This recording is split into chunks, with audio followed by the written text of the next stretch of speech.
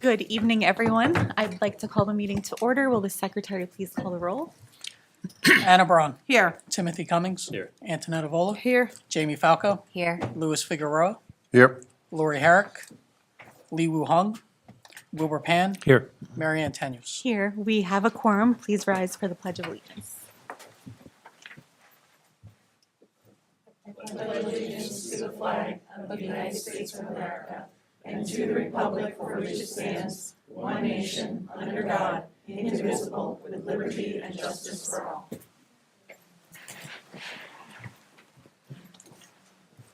Okay.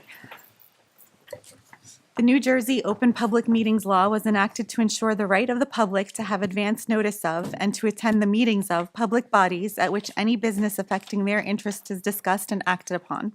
In accordance with the provisions of this act, the East Brunswick Board of Education has caused notice of this meeting to be published by having the date, time, and place thereof posted at the Board of Education offices located at 760 Route 18, East Brunswick, New Jersey.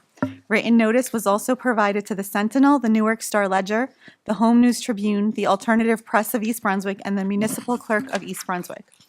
All Board of Education meetings, with the exception of executive session discussions, are videotaped for later broadcast. It is the policy of the Board of Education that videotaped meetings are not edited for any purpose. Individuals who speak at the board's public meetings should be aware of these videotaping rules. Okay, we are moving right into our Finance Committee of the Whole 2027 budget discussion. Okay. So we're going to follow the same format that we did last board meeting where there's a number of slides. We'll talk through them. Any questions, any comments? And then after this portion, we'll go to the tentative budget.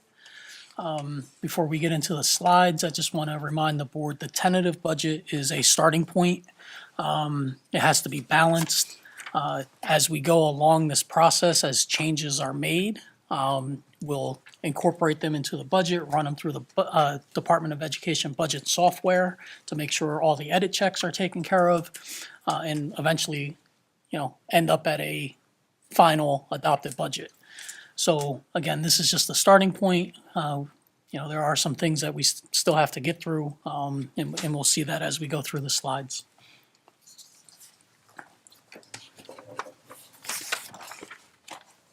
So our goals for tonight, I just wanted to codify this a little bit for the board.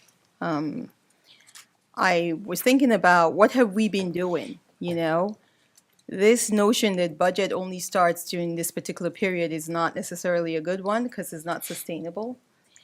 It does not begin and end with the May adoption. There are things we have to keep going and keep doing. So ever since I came on board in December, I thought to myself, what have I been doing with the team? And what have we always said? We wanted to be clear and we wanted to be strategic. So everything we've done has been intentional so far. And is it slow maybe? Yes, it's slow, but because we're thinking through it. Because our one goal is really to protect core instructional quality. I was going through, just if I were to, the last 2 years, cuts have been made from academics more than anywhere else. If we have excellence in academics, athletics, and the arts, there needs to be a balance. There isn't. We've cut at least, and I stopped calculating, over $3 million so far from academics in the last 2 years. And that does not equal the cuts made in the arts or the cuts made in athletics, right? So if our tagline is academics, athletics, and the art, that should be our Northern Star or North Star, whatever. that should be the focus. So for me, I've been really focused on really pushing ourselves and challenging ourselves to take a look at everything top down. How can we do things better? I did not want to come to you and say, this is the deficit we have, therefore we need equal tax hikes to meet that. I knew that that would not be acceptable to me, so for sure we weren't going to come to you with that. So the team They've heard me since I got here, what the vision was, and we've been working together as a team to do that. And the work still continues. Because in order to do that, there are certain things we need to know. And as you know, we need to know what the state aid is. That didn't come out until a couple of weeks ago. Then you know that. Then you have to go back and forth. We still also don't know. The state aid tells us, what's the maximum, what's the cap for the tax. We don't know where we're going to land, because if we do, then we can plan accordingly. So you start to go through for every 1%, 1.5 million. So what will that take? What will that take? And then it's so difficult when you're not looking at big buckets. You're not looking at $100,000 buckets or $200,000 buckets. You're really looking at shaving 5,000 here, 10,000 here. So the work is a lot. And so making data-driven decisions has eased the work for us a little bit. So asking what's the why and how do I know? Where is it? Show me. I wake up, I see numbers. I go to sleep, I see numbers. So that work has been going on across the board.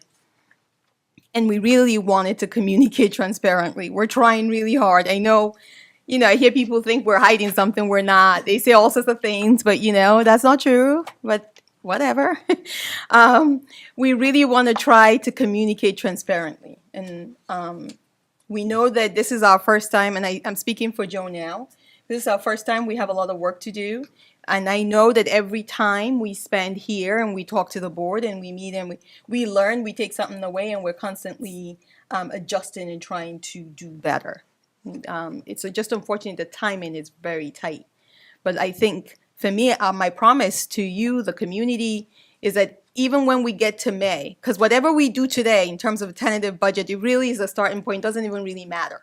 We just have to start from somewhere so we can build to get to where we really should. And I did go back to look at the last 2 years to see, was there any difference between the tentative budget and the final?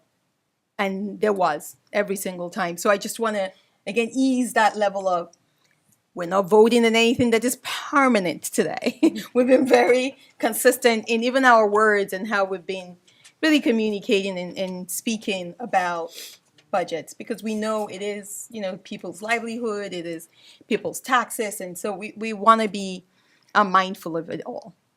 So one of the things that we've been doing that has us all stressed out, because I know you all look stressed out. Should we be stressed out? No, we will be stressed out. Joe would be stressed out. Is to evaluate is evaluating programs for effectiveness, right? So if you don't, whatever data you put in is the data you get out, right? So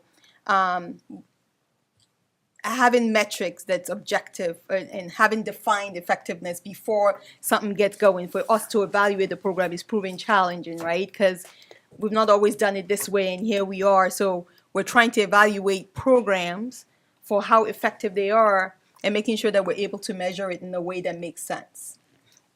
So that has taken a lot of our time.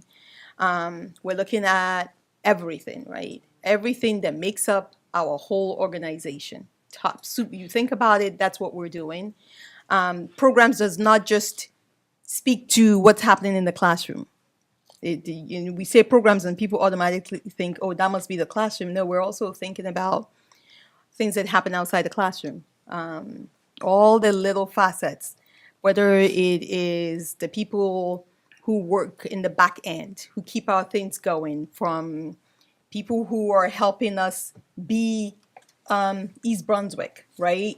All our extracurricular things we're looking at, instructional programs, we're looking at little pieces that make up things that we do not know, our clubs, like there's so much, all of it we're looking at.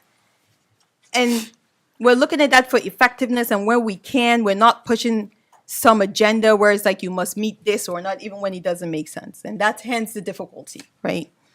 But we're streamlining areas that we see that they're overlapping initiatives. If we have, I don't know, like EdTech, for instance, we have this education technology program that does the same thing as this and this and that. We're streamlining to say, which one do we prefer? And which one is doing the work? Where is that data? Where do we see? What are people using? And then working to cut the one that we don't. So we're really kind of shaving off rather than just indiscriminately cutting things to balance the budget. And more so, and I think this is the biggest challenge for all of us as a community, we have to plan proactively for long-term sustainability. This is not sustainable. This, every year, we're here. This is not, I cannot lead this way. We cannot lead this way. Our kids deserve better. We deserve better. We could do better. So we need to start to think about decisions that we're making now that have consequences later, right? So we need to forecast out and see if we cut it now, what does that look like next year and the year after? That's where we are. The academics, for instance, is cut to the bone. You're beginning to see kind of like the tension there, where people are demanding more and we're unable to do more. We've cut our coaches, instructional coaches, specialists, supervisors who are closest to kids or staff who are closest to it. We've cut that in the last 2 years. Of course we're feeling things are, that's how you're feeling we're all feeling the pain now where, it takes forever to get data from here, like, oh, that person used to do it, but they're not here anymore, but we did not automate it. So I'm still looking at things like that. What things do we have that we can automate that can help us do better? We have a lot to do, is what I'm saying. So as we have this conversation today, as we go through what we're going to go through, I just want us to keep that in mind. That was really important that I opened this way. Is that good? All right. Slide. So the other goals tonight, of course, open discussion on the budget, a recap, budget reductions to close the deficit, tax levy, and tentative budget. So the first slide is where we're at. When we compiled everything, the projected appropriations, that's the expenditures for the general fund, it totals $214 million. The projected revenues, which comprises budgeted fund balance, state aid, taxes, the miscellaneous income that we bring in, is $208 million, leaving us with a deficit of 5.5, almost $5.6 million. It's important to note that the projected revenue, as the asterisk indicates, that includes a tax increase of 6.16%. So as we go through the slides, the deficit amount will be referred to again, and the impact of the 6.16% will be detailed. So if there's any questions on this summary sheet, be happy to try to. I just want to clarify that the 6.16% is what's being proposed. It's not Yes. what we're Yes. confirming, unless that's what everybody wants. Yeah, Okay. No. that's what's in the tentative budget. Yes, Right that's now. how far we can go, right? That's the, It's not to the tippy top, but it's the vast majority due to the 2% cap. cap plus the health benefit adjustment to the tax levy that we're allowed. And I also want to be clear that even with the increase, we will still have a deficit of 5.5. Yes. How high can you go? I believe we have another about $600,000 that we could increase. And this goes into the complication of the Department of Ed budget software. As we input numbers and we make revisions, those cap adjustments recalculate. So it's not a matter of just, reduce this line item and then you're done. It's like you hit one screen and then you have to go into 10 other screens for the system to recalculate everything. So it's a domino effect. Antoinette? Thank you.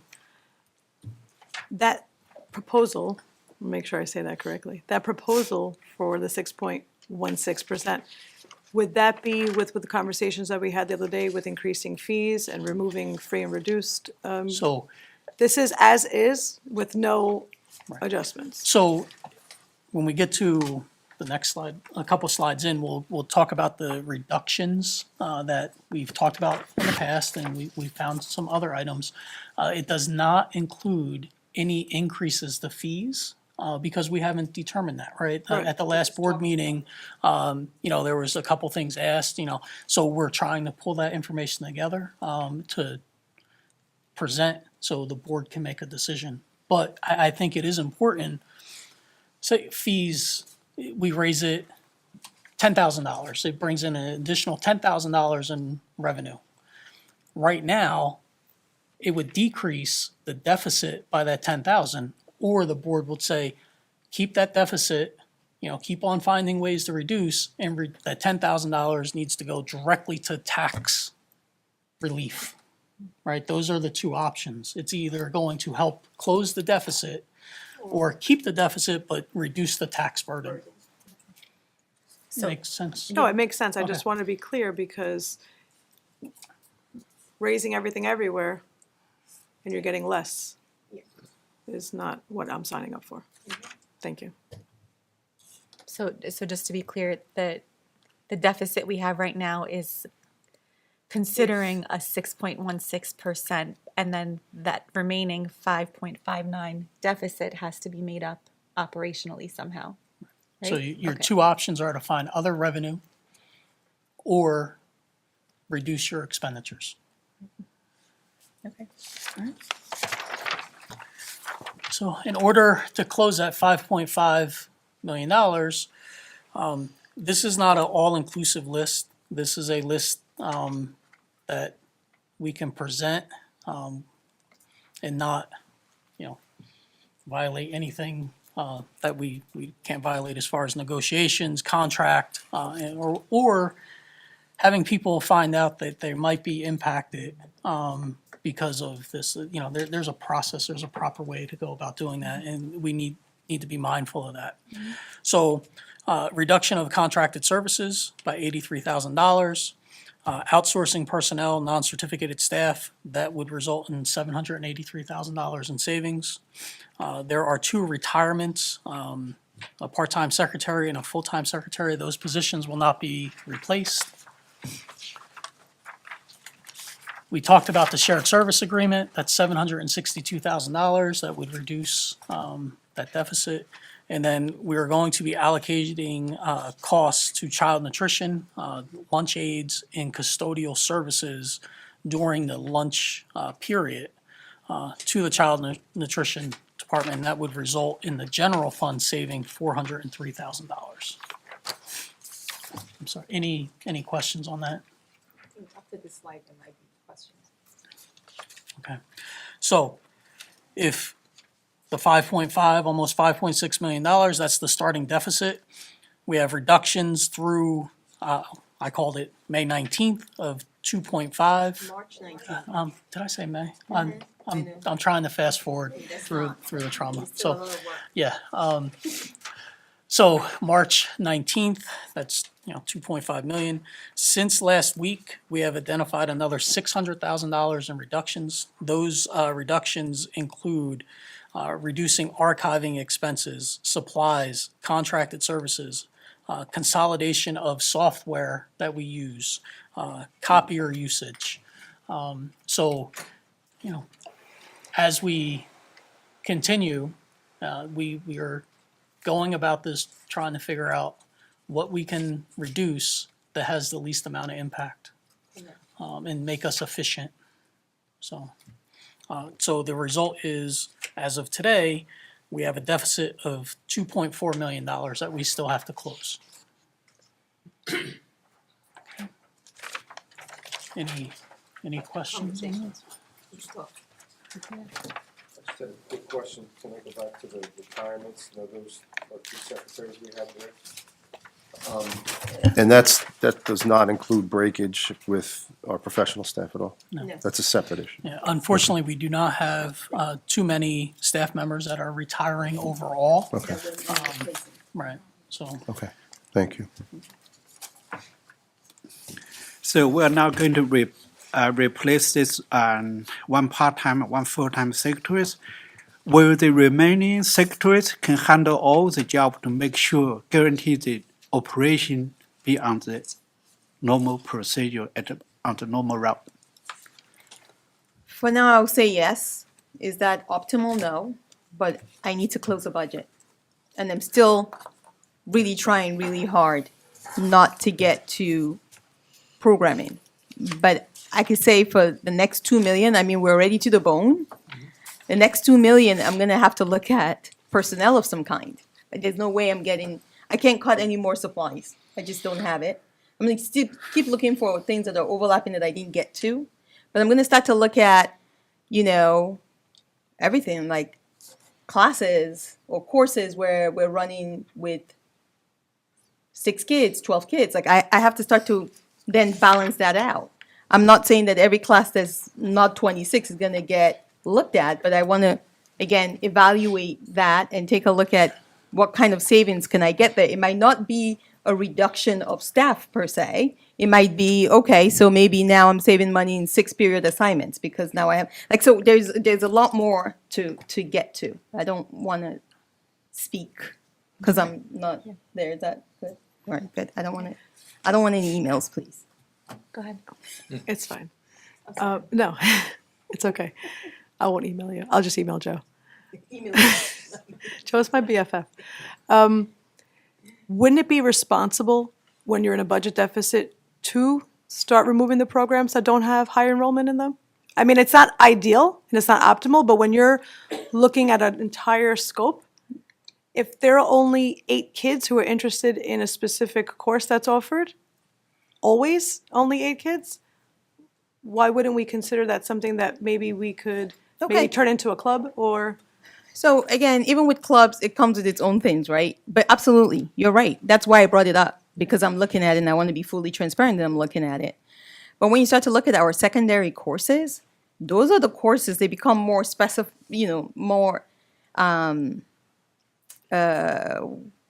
Specialized. specialized, right?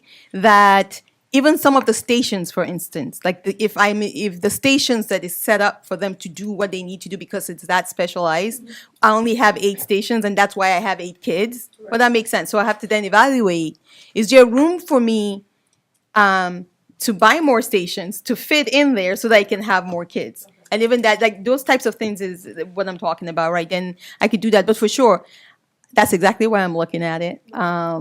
And then, certifications too becomes a huge consideration when we are looking at the secondary. But absolutely, I want to do that. There are a lot of electives. We have a lot of electives.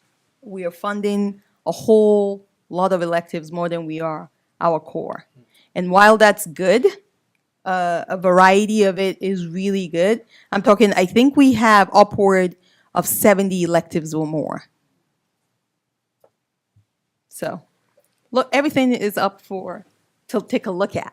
So for specifically for electives, Yes. if, for example, if they're offering, let's say 10 electives, and you're asking students to choose in number order of the elective that you want first to last. If the first 5 electives seem to be the most popular, and those are the ones you see being repeated, wouldn't it be beneficial to offer more of those courses versus the additional 5 that people are just picking because they have to pick an additional? Yeah, possibly. If you're thinking about Hughes and maybe some Hamish, but for high school, it doesn't quite operate like that. Okay. Yeah. Because if you think about 10, you're going to look at 10 electives per core area, like what are the science electives? Right, What are the, so it becomes more, and then some of these things is what makes us competitive, right? Some of these areas makes us competitive. I love the high school electives. I said that night I want to enroll myself back into the high school. See? How I want much them do all. we love it, though? I don't know how many kids are signing up. And that's the thing. I know that you said Yes. 8 kids fit in there, so that I'm talking more about a class that can fit the full enrollment, and they're only getting 8 interested students. Yes, yes. Those are the classes I was talking about. Absolutely. Yeah. Yes, yeah. Anna? Would you be able to provide that information as to the enrollment? What's the lower end of the enrollment for particular classes, electives we're talking, or even non-electives? I could, but why? Well, again, I mean, you're doing that for us, right? To look at. So I don't know if it's. Are you saying? Can I show that? I'll publicly pull it out. What? I'm not sure. So, and Yeah, go ahead. Uh-oh, I woke him up. Wow. Now I'm in trouble. Now he's got two. So right now on the tentative budget, so let's just assume that you have the 2.4, and that's the deficit. If the taxes are at 6.6, but they're lower, it'll be a greater deficit. You guys are going to have to make decisions about programming cuts. What I would suggest is I wouldn't get into the details now because some of these are very, very specific Right. areas, especially Oh, yeah. if they're in areas that are not the core subjects. And so I don't want people to be harmed or alarmed that their position's being talked about Yeah. publicly, because we'd have to rice them and do that. Exactly. So I think that's something, that's a coming attraction for you to present to the board in closed session, ricing the employees that could be adversely affected. Right. So just building on what Antoinette was saying, I know I had asked this question last year, if there's a minimum number of students required to run a class. Oh, that's a good question. Yeah, I thought it was a good question. I could never get it answered, which is why I'm asking it again. Because it depends on the course, it depends on the level, it depends on the building. And it Right. depends on certifications. Like, it's not a one size fits all, I guess. That's probably why you've not gotten an answer. Oh, I know why I didn't get an answer, but that wasn't it. Yeah, I can, there are certain state laws that dictate class size. So for Right. example, there are certain special ed things. There are, in the lower elementary grades, there's maximums. That's right. So it's really more maximums, not minimums, that you'll find in state law. But many districts are looking at this. I mean, I know districts, for example, when you get into it happens a lot in, like, you get into world languages. I'll just give you an example. And you'll have a world language with 4 subjects, and then you have honors and AP. When you start getting into world language 4, honors and AP, very often they start combining those classes into one class where the teacher's kind of teaching the curriculum, but some of it's going to the honors kids, some of it's going to the AP, because there's not enough kids to run it. You might have 9 kids total if you did it separate. And it's just not efficient. So I think that's something you guys are going to have to judge. How do you deliver, quality instruction? And those are things that you're going to, that's why you have a superintendent. Thank God you don't have me making those decisions. Ditto. Okay, but did that make sense? Yeah. I'm just, would like that looked at. Yeah. If there are courses that are traditionally very low enrollment for whatever reason. I mean, other than, you can only fit 16 kids in that class because you have 16 stations or something. I would just be curious if there are instances at no matter what level. I'm looking at that. If too. you could, I thank am. you. Perfect, thank you. And because I connected with the board. Yes. And just if I may, Anna, add to that, I think where Anna's question is coming from is, this is a tentative budget, yes, but if we are to not go with such a high tax increase, we want to know at what cost. So what are the things that are, like, it's a balance. So what are the things that we would be giving up? Is it worth it to us as a community? Right. Okay, And that, yeah. I got it. Yeah. So some, like, I'm telling you right now, if it's more than, if it's, what is it, the number, I know it's like, for every 1% is what, 1.5? 1.5. And this becomes 3.9, there's no way I'm not cutting personnel. It's just not happening. I can't get to the number. If it's 4%, that's 3 million added on to 2, that's 5 punt. There's nowhere else so it will, but it would be then, what can we as a community bear? What is important to us? Yeah. What can we bear to cut or live without?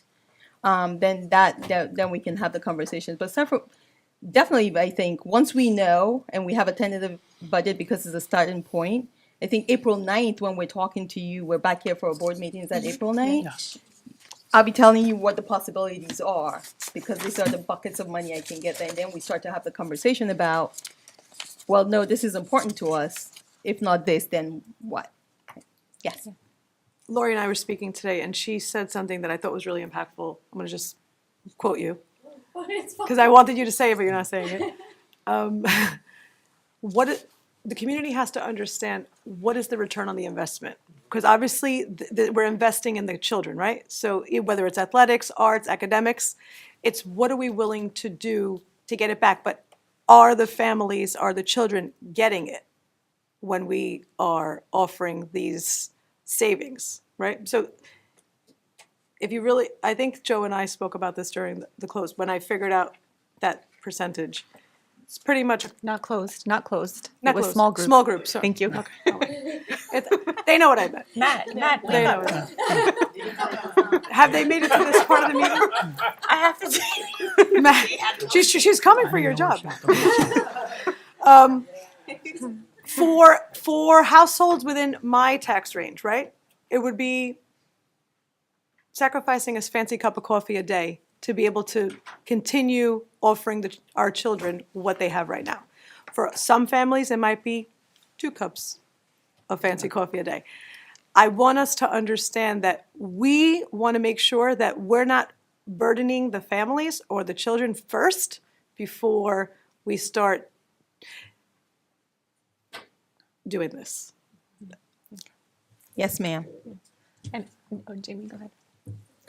I just have some, like a couple questions. Have we explored AI to be utilized as far as various services that may be non-instruction related? Because in other industries outside of education, we are moving to using virtual technology, not only to replace people, but to consolidate positions and allow our people to work more effectively.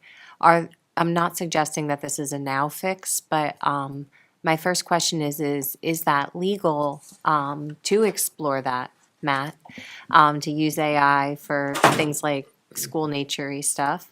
And then number 2, for our administration, is that something we can perhaps look into? Is it? We don't have a policy yet. Is so- it legal to, it is legal to use AI to try to streamline functionality. I think it's still burgeoning in terms of, in all areas, when you're dealing with, replacing, writing letters and things like that. But there's a cost in it. So you cannot use Chat GPT. That I can assure you. A couple lawyers have used that in the country, and it hasn't worked out well for them. There are some townships in New Jersey that are actually utilizing AI for various purposes, including checking for student plagiarism. There are Yep. current contracts in place, so I was just wondering what our opportunities were with Yeah, that. you have to look into it. There's different forms, but usually to get a closed AI system, Yeah, a chatbot, which is what you're well, talking about. those are fairly expensive softwares. And as you probably know with software, you can't buy the software anymore. What you do is you buy a license, and it's a reoccurring cost, and it's not inexpensive. I can tell you just from our experience. And the thing is that the one thing that you always have to be mindful of is when you're a people business. I mean, your product is education, and the way you do education is people. You're not producing revenue sources. You're producing highly educated children who will go out and become highly productive adults. But the one thing that folks have to remember is that there are certain aspects of education, supervision. So, AI can't supervise. There's a lot of things that you can't do. Like, for example, every one of your buildings has front office staff. Well, you'd say, we could get a secretary to do. You can't. That front office staff is basically the safety valve. They're the ones to see who's at the front door, checking in. You guys have those, they call them man traps, but the double doors where they get Security vestibules. security vestibules. What I call, they call it the man trap. But so, those require human beings to be able to judge that. Certainly, You but can then definitely look at it. on the flip side, if we look at the district as, you know, we know we're excellent. If we look then to fill our deficits with revenue generation, what opportunities do we have to use AI to create proprietary curriculums that we can then sell to other people and maybe make our own literacy programs, for example? I mean, I think, well, just because I've spent, I did this work in my previous district, and I was the AI person. I'm so glad I asked this then. Thank you. We do not have an AI policy yet, but at the next policy meeting, you'll see something there, right? There's definitely room for us to use AI to be more efficient, for sure. And, but there's also the FERPA piece, which is a huge piece, right? So there's the education and professional development of that, making sure that we know. And we need to have a vision statement in terms of what AI is going to do for us. Like, we know AI categorically cannot replace people. We're doubling down on the fact that we're a people business and AI cannot do that. But can AI help us streamline some of our administrative work? And that would be awesome. Can I get someone who can create my own chatbot for me so that I can go on the website and ask these questions, and people don't have to look for things anymore. I'm like, I just need this, and my little AI, my bear, can, you know, can really do something for me like that. See, I need to trademark that one. So we do have. Yes, you know, we can do something there. I think definitely there is an opportunity for it, and I cannot wait to dig into that for sure.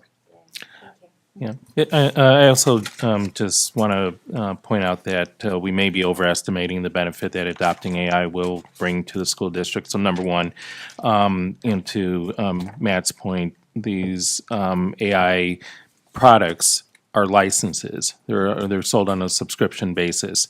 The business model for that is to crank up the subscription fee as time goes on. And you have two choices at that point: either dump the system and replace it with humans again, or just go along with the increase in with the increase in subscription price. That is the business model, and it's hard to beat that because it's what.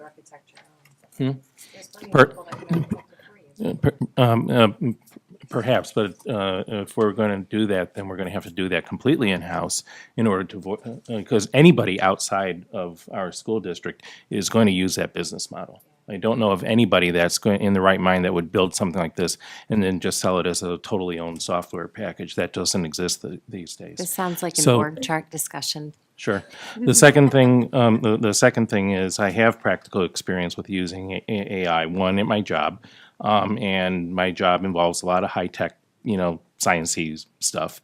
And I've not been impressed with the ability of AI to streamline my work, for sure. In many ways, I find that it's actually makes it more difficult because, for example, if I ask AI to write a first draft of something or other, I wind up spending more time and stressing out more to edit in the editing process to make sure that AI hasn't just made stuff up and stuck it into that 10-page document. It's actually easier for me to just write that first draft myself. Second practical experience, our car is at the Route 1 Hyundai for service. And it's still, yes, we're waiting for a part. And when Mary calls, she has to deal with AI to get to a person. That on average has lasted about 20 to 30 minutes. And she's figured out that the best way of dealing with it is to connect, say what she wants, let the phone sit there for 3 minutes or 4 minutes or so, and then hang up. And then somebody calls us back who's actually not located at the Route 1 Hyundai. They're located at a different place. And then she has a live person. You know, this leaves me with an extremely low level of confidence for AI to handle things in, say, a chatbot, you know, situation. And I don't know the last time I've actually used a chatbot on a website and been satisfied with the with the results. So I just want to temper expectations. Liwu? So I want to go back to the, I do use AI for my job, but I want to focus on the budget. So I'm serious. I'm kind of very worried. We have 6 point some property tax increase, still have this big hole. So when I reviewed the line by line items, I realized we have many shared service. But the one line under the reference number M0030886, which is $548,000 for snow and ice removal. Is there any way we can share surface with the township to really save something? At the same time, I realized there are more than 40 copy leasing items, more than 40, which cost us almost $300,000. And certain, in one office, the guidance office, there are 4 leased copiers there. Can we use the technology to get those tools more efficient so we can reduce the number we put under the lease? Additionally, for certain leases labeled with the instrument number, so which means each instrument has a number, but the certain lease agreement without specify the instrument number. So we need to be more constant. For every copy machine, when we lease it, we better have a equipment number on it. So that is one sense. Another sense, and one item for the copy machine, copy lease agreement is just says, oh, in different location of the district. And under certain other lease agreement is and point to which office Sorry, it Liwu, is. can you just repeat the last point? The last point before this one. So I reviewed this line by line. I found more than 40 different copier lease items. Okay. More than 40. Yeah. Yeah, it's cost almost $300,000. Number one, and for certain lease agreement, it tell you the copier number, the PIN for each copier. And for certain lease agreement, there's no PIN number for that instrument. And it's two big item is just generally describes that it's located in different location. But most list copier is that, oh, this is in guidance office, in superintendent's office. We know where it is. So my point is, can we use technology to be more efficient so we can reduce the list item to save some money to bring down the deficit? This is my suggestion. So no more shared service, use technology, be more efficient. That could be the way. We have I don't want to cut any stuff. I don't want to cut any program, but that's this two way I can think about it. So please try to explore more shared service opportunities and try to use technology to be more efficient. I remember when I worked with Merck, I got a very nice printer on my desktop. And then company says, okay, let's cut cost. They take away my printer. But that's okay. So I just walk a few steps away and all scientists share the same printer. It works perfect. So we don't have this kind of luxury at this moment, so everyone got to be a little bit more. This is my suggestion. Sorry, Joe's going to respond, but what guidance office? Because the guidance office isn't in this building. Okay, so the item M0031408, 1003 13008, and another one, all it located the guidance office. This is the line by line items. But there's different buildings. Or Joe can respond. No, I'm but- not. I'm now trying to say anyone is doing anything wrong. My point is there any way we can use technology to make it more efficient? I got it. So on the shared services with the snow plowing, I think the issue is the township's main responsibility is the public streets. So if we rely on them to snow plow our parking lots, we would be last. A lot of times, and the town does a great job, so I'm not, discounting what they do. But on the majority, over a real length of span of time, our parking lots and sidewalks are ready to go before the township, right? So the volume of roads that the township has to take care of, and, whether it's the county or the state departments, are massive. So if we go into some type of shared service with, the township, the county, or state, we're always gonna be on the back end. All right, so that's an impact. I'm not saying it won't save money or a possibility, but that is something that would have to be, talked about and we would have to understand. I understand your concern, and we have a new superintendent. I assume we have a better relationship with the township. We can work with the township and to help them or ask them if they can prioritize the school snow plowing. Because the town is running basically by the school schedule. So this thing, I think we can do more job to build better relationship with the township. And then on the, we'll definitely look into it. I mean, there's no harm in trying to figure out if that would result in savings. Okay, thank you. And then on the copiers, I think it's important to note for the public, I believe we have 56 copiers in the district, over 13 buildings. Over time, we have eliminated the DeskJet printers, right? Because they're very costly to operate. The copier leases that you see, each budget manager has a piece of the copier. Take the superintendent's office, right? There's one copier in there in Dr. Madman's budget. There's a piece of that, and then there's a corresponding piece that could be in Tara's budget because she oversees all the copiers. So there's skin in the game for each budget manager to manage their copier, so it's not a runaway train.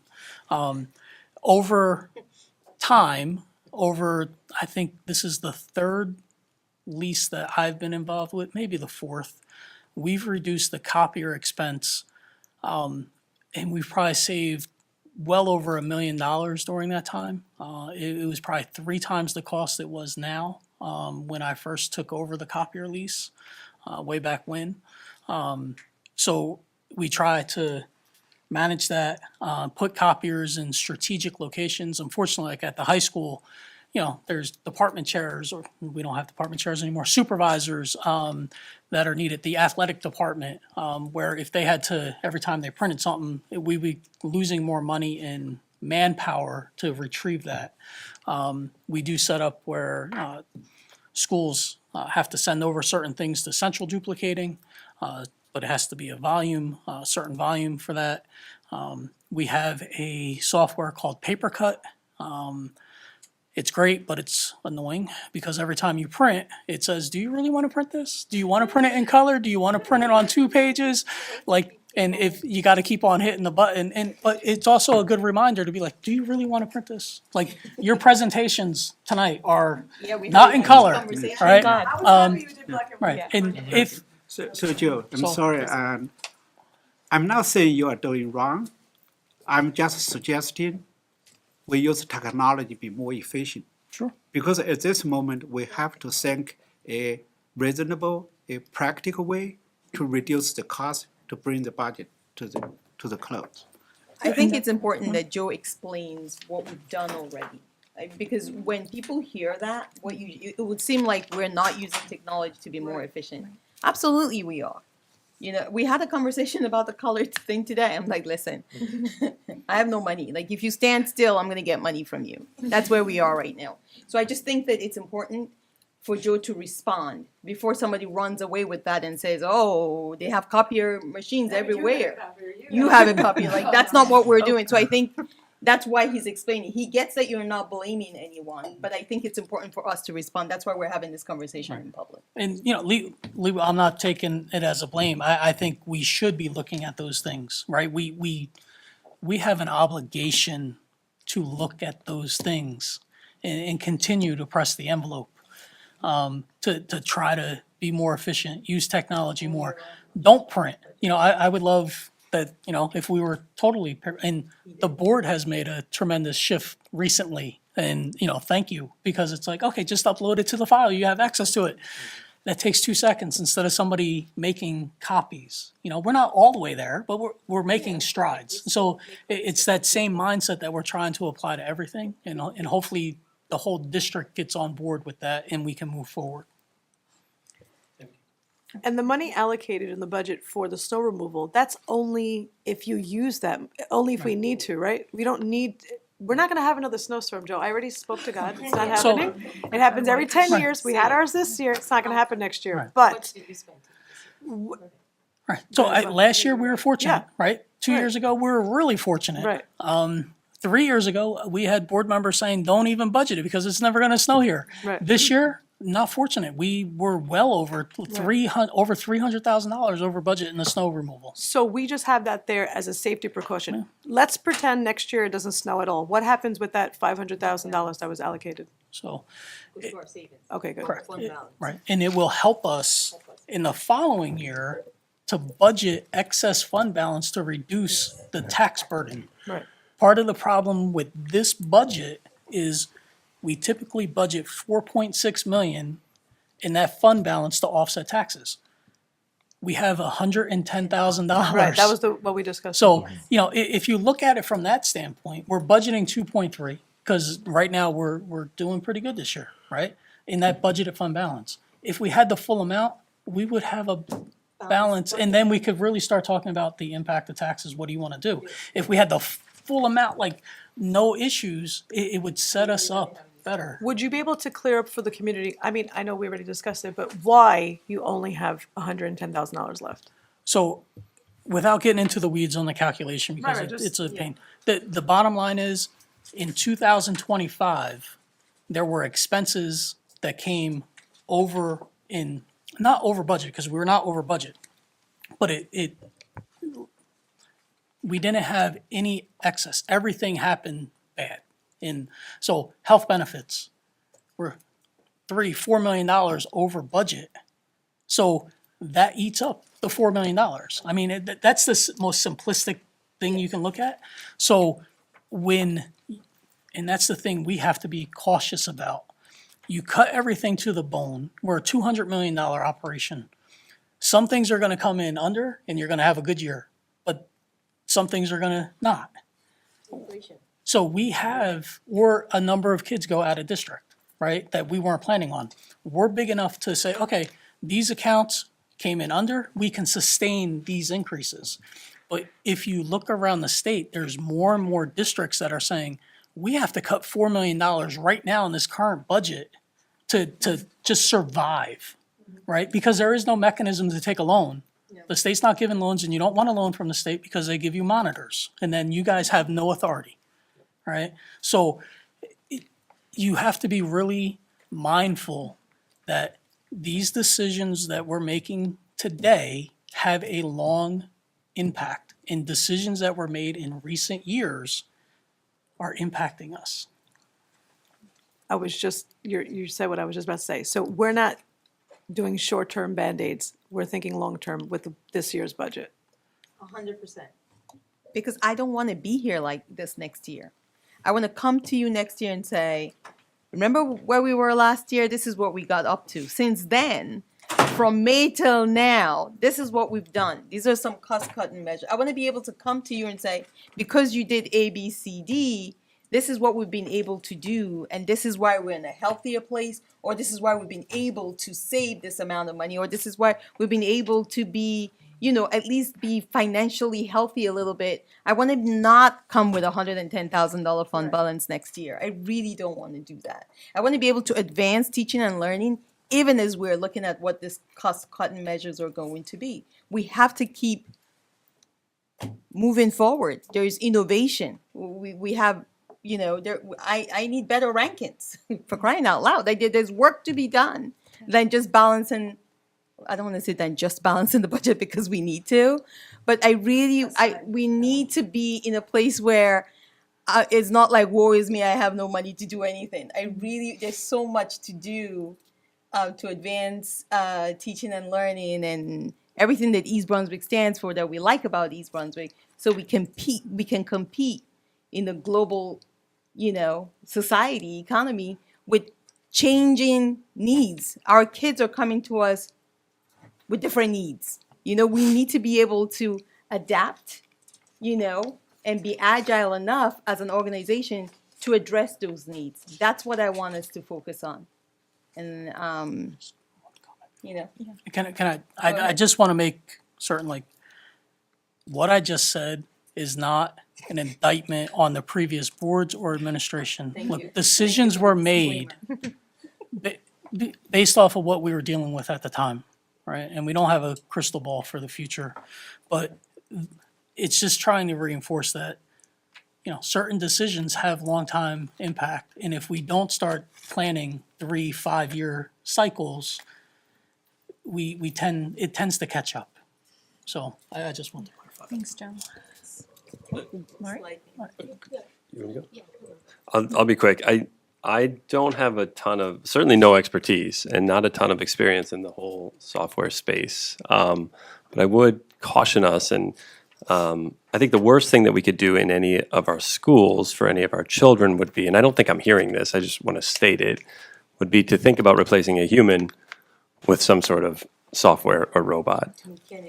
Yeah, no, I know, I hear that. So I think that and I'm glad to hear that. I think that that concerns me greatly on every level. And I think that, one of the beautiful things about this community is the relationships that are built in these schools and outside of the academics and the athletics and the arts is the people that are, born from this system and go out into the world to be good people. The only way that we'll continue to accomplish that is by, recruiting and retaining the top talent, the most competent, highly skilled individuals, which I know you are actively pursuing and continue to, and I know we already have so many in this community, which is awesome.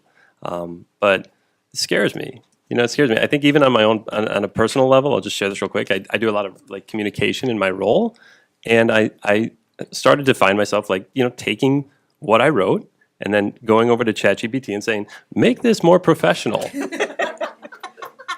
And it was good. And now I'm at a point, and this is freaky, where if I don't do it, I'm second guessing myself. That's scary. It is. That's a problem. And it's so easy to do it. So I'm worried about it. I mean, I'm the folks up here know a heck of a lot more about it than I do, but there's ways I know that we can continue to tap into it and take advantage of it and utilize it, but not at the expense of any human being. Thank you. Thanks, Tim. Thank you. So first off, I want to apologize that I wasn't here for our meeting last week, but I did have a commitment with my daughter. But I watched the meeting, and you all did a great job communicating and sharing your thoughts. I want to kind of just focus for a second on what Antoinette said, and as well as Dr. Mammon. But I think the return on investment is really important to me, right? And so I think the clarity that we have here with this year's budget is looking at being deliberate and being data driven, right? And being able to say these are why we're making the decisions that we're making. And we're not making them because they'll help us just this year, but in the future, right? As we go and I'll use the word grow from our student services meeting last week, right? What are our growths and what can we do? And I think the part is when we look at innovation, there are districts that are losing and have lost a lot of money, and they are cutting programs and things that affect students directly. But they also have people who are creative and innovative and are saying okay, we're losing in this area, but how can we write these curriculum, right? Or we know that our community is focused on STEM and STEAM, and so how are we writing these ourselves, and how are we adding new courses? And I think that is what's important, is taking what we have and knowing what's unique and special to us and being able to build on that. And I don't want to say defending, because I don't think that's the right word, but just being able to advocate and say this is why we're making the choices that we're making, and they were made deliberately in that moment. But I also then want to skip to another question. I know that you had put out for your advocacy group, and so I was wondering how many responses did you get? I think I got 36. Okay. All right, Yes, I got thank you. 36. In fact, Dr. Tenius and I kind of went over at our last meeting, just going over the applications and looking through them. And I have a date that we'll start to get together, but Dr. Tenius and I still have to go through what that would look like. And But I'm excited. Beyond that, I think April 9th I'll do an update. Okay. Yeah. Because then you have to hear about the strategic planning and how we're learning in that area and what the dates are and Yeah. a state of what I heard with the meet and greet. I did promise to share that with the public, so I want to do that. So we have a few things coming up. April 9th, I will share that. Yeah, I feel like that's like all guiding tools for us, right? Like having our strategic plan and then being true to that year after year in our budget and saying, this is what the community and the board puts as the things that are the most important to us.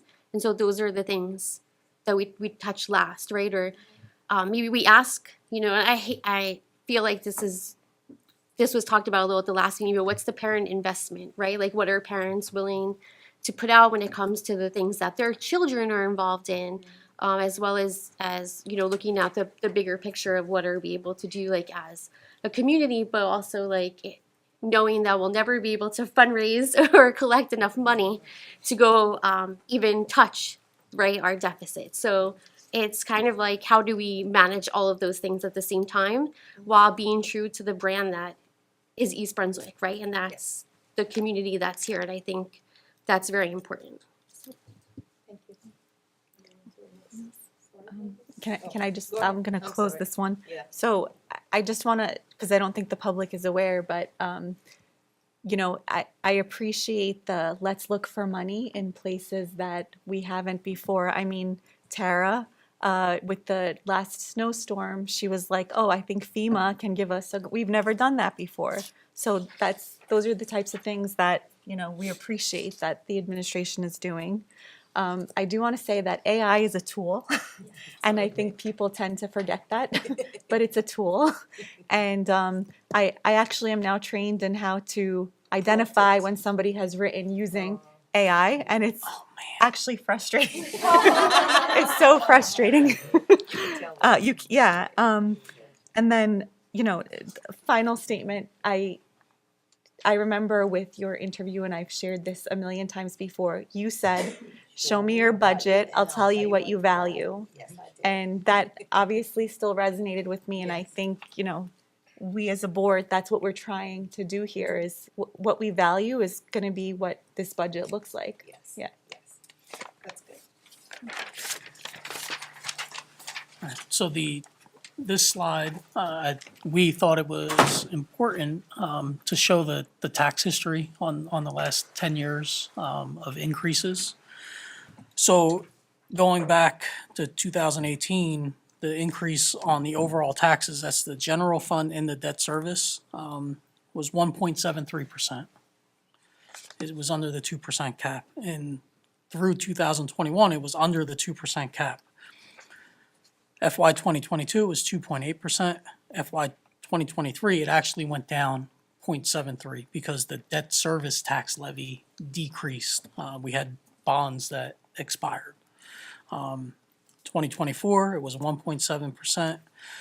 In those years, from 21 to 24, we did have significant increases in state aid, if the community remembers.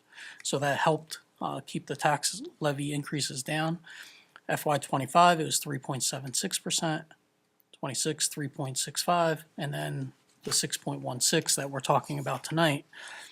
So the average from FY 2017 through FY 2027 was 1.49% a year tax increase. And if you average it over those 10 years, including FY 27, it comes out to 2.4%. So I think that does show a history of the board, the district being mindful of the tax increases. So that's open for any conversation. I appreciate you pulling this data, Joe. Do you think, this may be a question you can't answer, but do you think this tracks with most districts our size? I can answer that question. Unfortunately, I've been in a lot of board meetings the last 2 weeks. Unfortunately. What I would say is what you're looking at in the last couple of years and what's proposed here tracks very closely. Some are much even higher in the last couple of years. I mean, this is really an issue that is not unique to one district. It's really systemic throughout New Jersey. And, you know, you have drivers of the health benefits that are going, when you have 30% increases, 20 and 30% increases 2 years in a row, that's one issue. Then the cost of utilities, the cost of gas, all these things are falling on districts and municipalities literally throughout the state.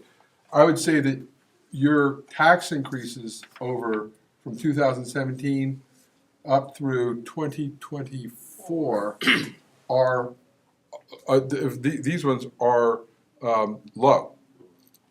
I mean, I would say that the most I've seen, you have this one in 2022, 2.8, but I would say that most districts go to the levy. They go to the 2% just to try to, you know, keep up with the cost of, you know, contracts, benefits, all that stuff. What's exacerbated it though this year, and I would say that if you look at districts, I was at a district the other night, very similar size. It was 5.98. I mean, so it's literally, and there's another district that was higher than this. So again, but it's all driven by the same factors that you're experiencing, because you employ lots of people because you're delivering education. And when you have a lot of people, health benefits costs. And when you compare it to, like, for example, a municipality, they don't have nearly the number of employees that a school district does. That's why the budgets, when you look at the pie chart of where do local property taxes go, you know, the tax dollars in your house, you have, you know, usually 20% to the county, 20% to the municipality, 60% to the school district. It's something that I think. The reason it's 60% is because probably the school district has more employees than both the county and the municipality have together dedicated to the town. So, but I would say overall, you guys are, you know, what you guys have done consistently has been very conservative. Yeah, I also think it's worth putting, mentioning that the tax increases that we do see up to fiscal year 2024 are actually under inflation year over year over year over year. And it's not until fiscal year 2025 that our tax increase outpaced inflation. But even then, the amount that we were below inflation, especially during the COVID years, far outweighs what we're seeing in terms of running over inflation. And this also may just be a reflection that perhaps our revenue is a lagging indicator compared to the consumer price index. Thanks. So, well, I wanted to go back. Go back. Karen, can you go back? Yeah, back one. Yeah. No. Yeah, that's the one. Oh, sorry, it looks different on here. Yeah. So I just, for the public to be aware, and I did this with the board when we were in small group, if you want to calculate what your exact tax increase would be, you go on the township website where you pay your taxes, and you take your assessed value, and you're gonna multiply that by 11.822%. And then that number is your total tax. So that's what you pay for municipal, county, school, everything. So you take that number and you multiply it by 62.5%, because that's what goes to the schools. And then you add 6.16%, because that is what your increase would be for the year. So I'm saying this because people have been sharing screenshots with me of conversations that are happening on social media.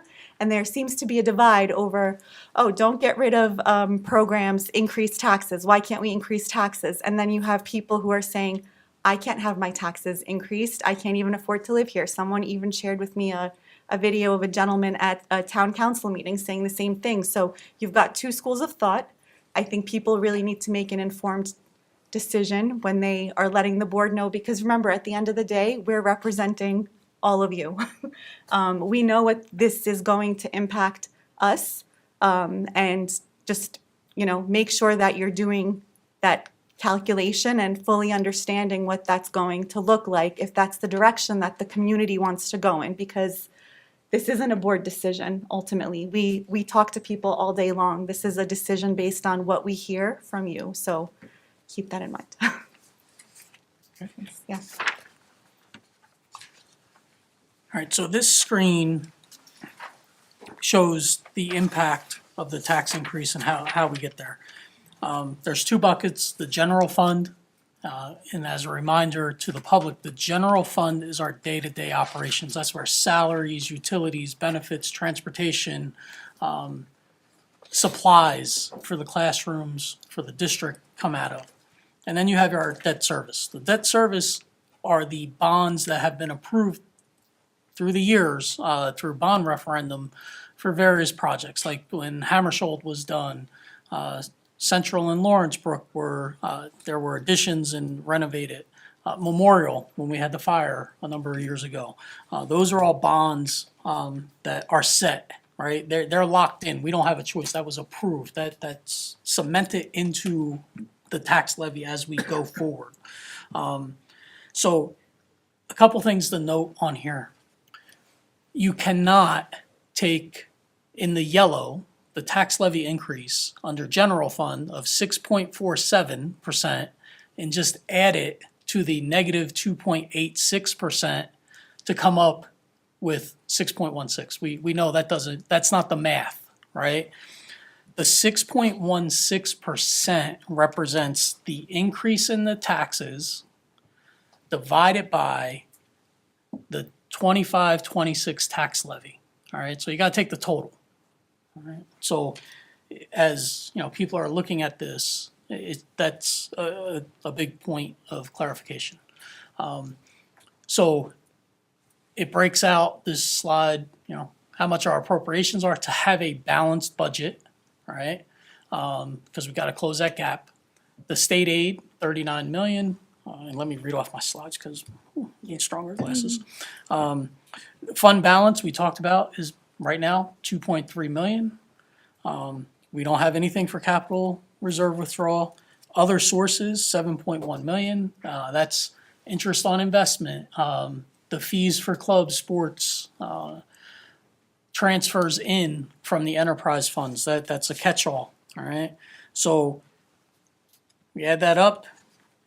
And, you know, we figure out what is the increase needed to balance. So that increase for the general fund is $9.7 million. The debt service is going down 145,000, so that comes out, when you do the math, to 6.16% increase.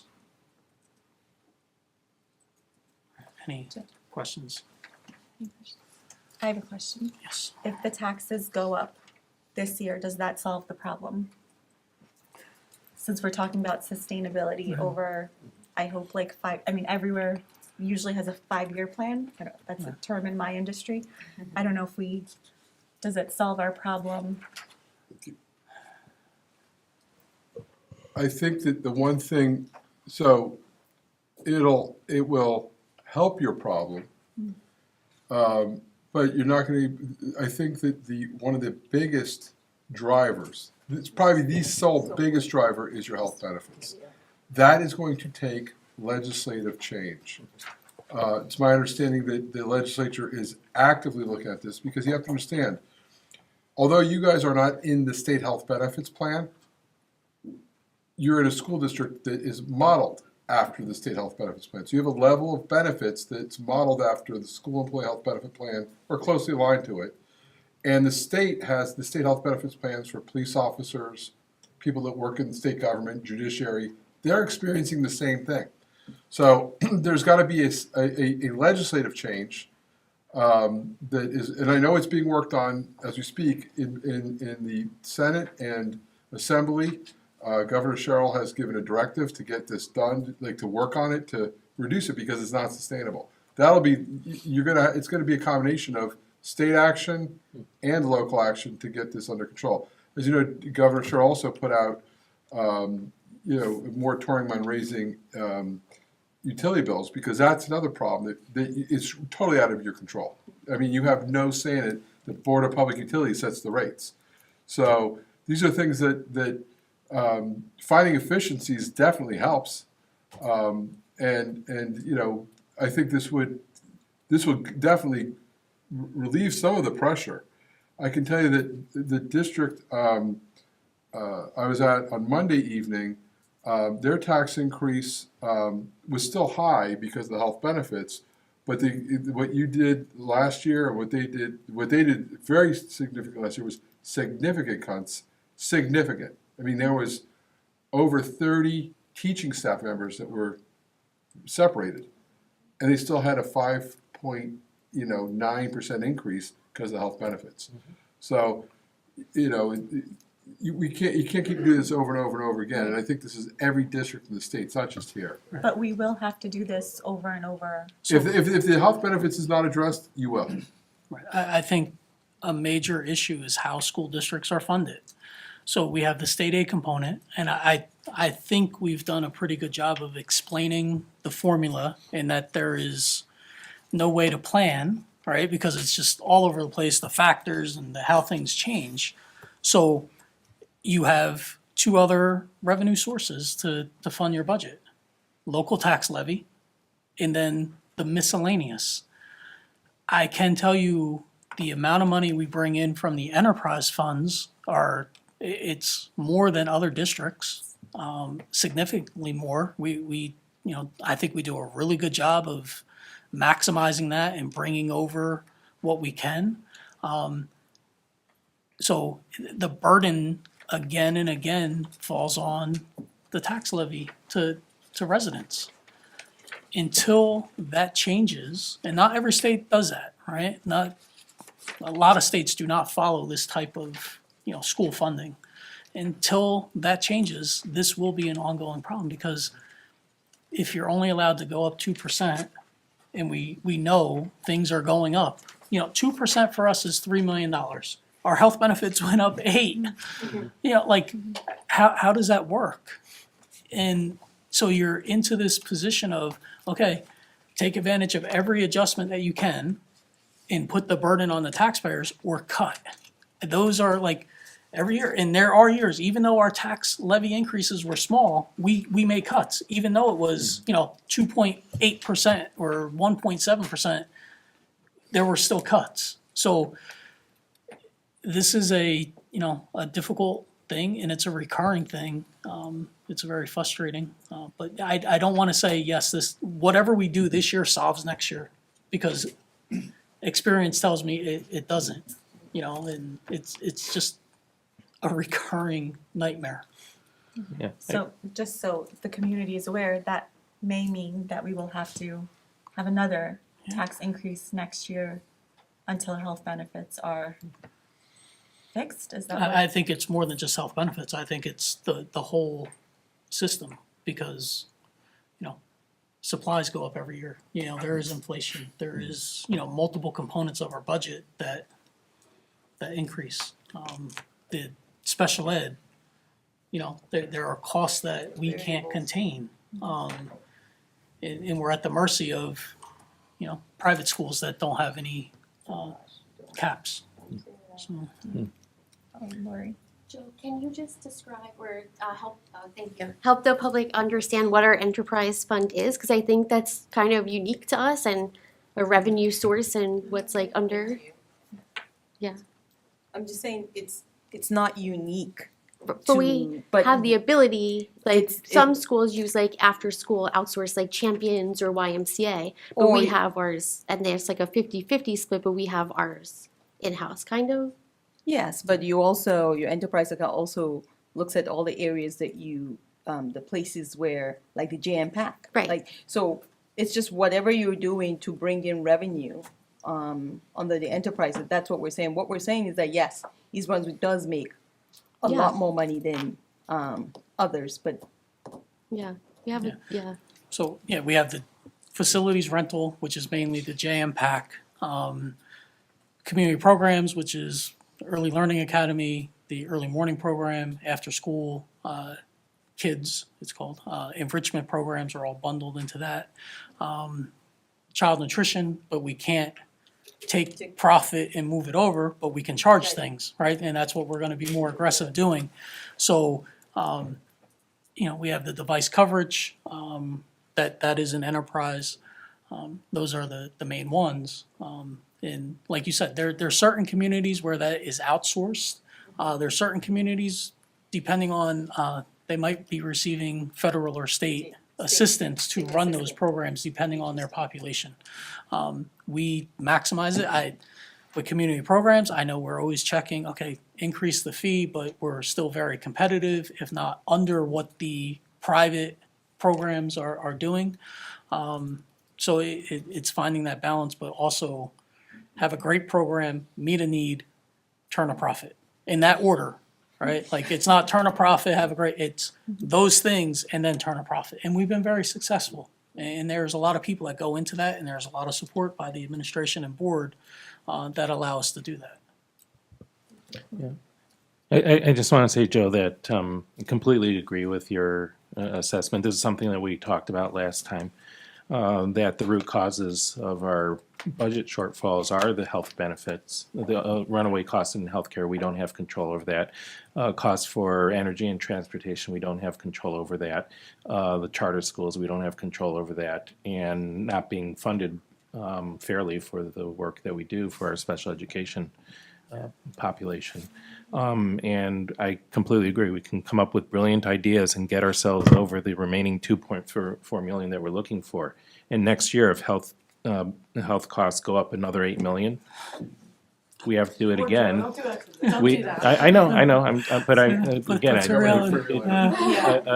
Again, I think it's important. It's necessary to have a realistic view of what's going on here. And this is a basic principle. These are the root causes of our budget issues. And if you don't address those root causes, it's going to keep happening year over year over year over year. And that's our future. The only difference between this year and next year is we've already made a bunch of cuts through good hard look at finding efficiencies, but we can't efficiency our way out of this thing. Yes, that is true. We cannot, I wish we could, but we can't. But and this needs to be an ongoing thing, which is what I said earlier in terms of it wouldn't end in May. Our goal is to continue to see how can we advance teaching and learning while we're also looking at things that overlap. So what I'm saying that what we have to do in-house, we're gonna continue to do, right? There are things that happen we have no control over, but what we do have control over, we will continue to do that. That is our focus, and that's our commitment to the community to do that. I mean, the fact that we found what we found, we've been able to do in so short a time, makes me think that would I find more? I don't know, because I've already it's close to the bone. But we will keep doing the work. We'll keep doing the work. And I wanted to ask, you said something in passing. What does return on investment look like? I'm sorry. Yeah, sure. I think that when I look at it, I think return of investment means providing like a solid foundation and education for a child based in curriculum and providing opportunities that continue with them after leaving our high school, whether that be whatever course they decide to take, working, going to college, a 4-year, a 2-year, right? Helping to shape them as a person, and having social emotional learning available, and just treating, being able to have a sustainable culture in our schools that treats everybody with kindness. And I think for me, like as a parent, I do what I can, right, at home and in the community, and I try to model that for my child. And I just think like the same thing here, right? Like a solid curriculum, right? Keeping up with as well as best as we can. And that doesn't always look financially like having the best financially, right? Like we cannot always have the top technology or the top equipment, right? We have to learn to pivot and still be successful, right? And how do we manage those day-to-day things and day-to-day interactions? Because sometimes even with, I don't want to say the worst facilities, because I know you had your meet and greet at the high school and the ceiling's like leaking in the hallway. But sometimes it's like, how do you ensure a good school day continues when our kids are learning in that environment, right? And my daughter still comes home happy. So, and they see it as Yeah, right? And to us, like, as, you know, we are like, oh, you know, like, it kills you. But you know that your child is going to become a successful model in society, whatever that looks like, whatever your child chooses. And I think for me, like, that's what is important. I'm sure people could add, Thank but you. that's just, you're welcome. You also said return on investment, so I Right. wanted to know what So- that looks like for you. As a mom or as a board member? Because I can say it two different ways. I don't know which one you You're a want. mom first. Okay, so let me tell you as a mom. So as a mom, I have two different kind of students in my house. I have the student who cannot have a good day if she gets a 98. She has to have 100, right? And then I have a son who, no matter what he does, he has to work 3 times harder in his classroom to get the grades he gets. He gets good grades, but he has to work 3 times harder. And sometimes he's not getting the support he needs because the classrooms are too full and the teachers are spread thin. And you have new teachers who don't know the protocols on how to address a student with a 504 or an IEP because they're new to the school because we cut the good ones. And now, not saying that these are not the good ones, but I'm just saying these are not seasoned teachers with children who have learning difficulties. And as a mom, I'm okay not having I don't drink coffee, but I'm okay not having my vacations every year because I put my kids in the sports that they want to be in. That's my sacrifice.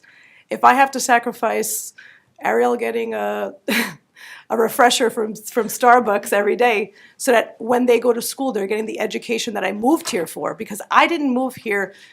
I didn't choose East Brunswick because there was the best house. I chose East Brunswick because I did my research about this on the schools.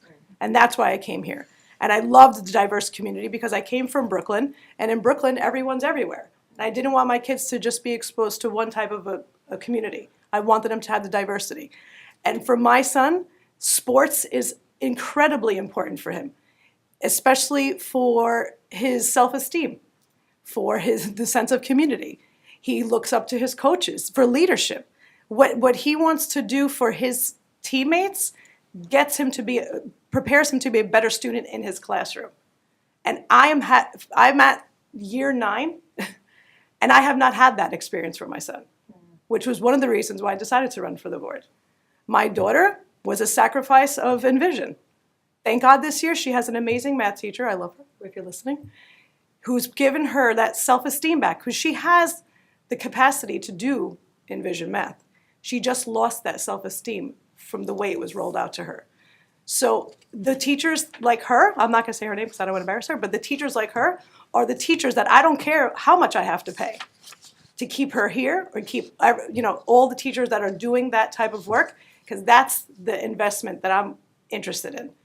I'm not interested in raising taxes, raising fees, and then I'm getting mediocrity. That's not what I signed up for. So if we're going to get excellence, which is what we got it written all over the place, I'm okay with that. But so for me, if we're going to say we have excellence for over 100 years, it needs to continue. Thank you. You're welcome. Sorry to my children.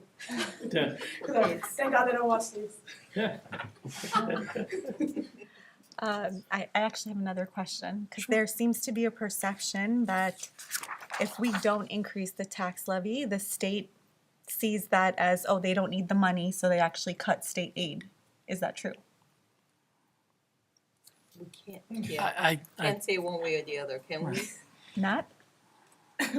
If you don't increase the levy,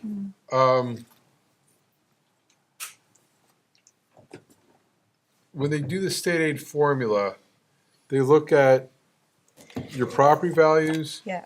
the income levels, and one of the issues that they do look at is they basically say, is your local taxpayers paying their fair share? That's what it is. So, I can tell you that districts, and you've read about them, there's a couple, one of them just a little south of here, you got to go over the Driscoll Bridge, won't mention the name, they were not raising the levy for years. And last year, state said, you're going to raise, it happened in 2 places, they raised the levy by like a huge 10% increases. And the same district this year has got the same problem all over again because of the health benefits, et cetera. So I can't say for sure, but if you're not, if the state, when they come up with the state aid, the state formula, if they look and see that you're not raising the taxes like you should have or can, that does impact state aid or can impact state aid. So I don't think that that's happened here yet. You have, because you guys have raised every year you've raised taxes, I think, except for 1 year over the last decade.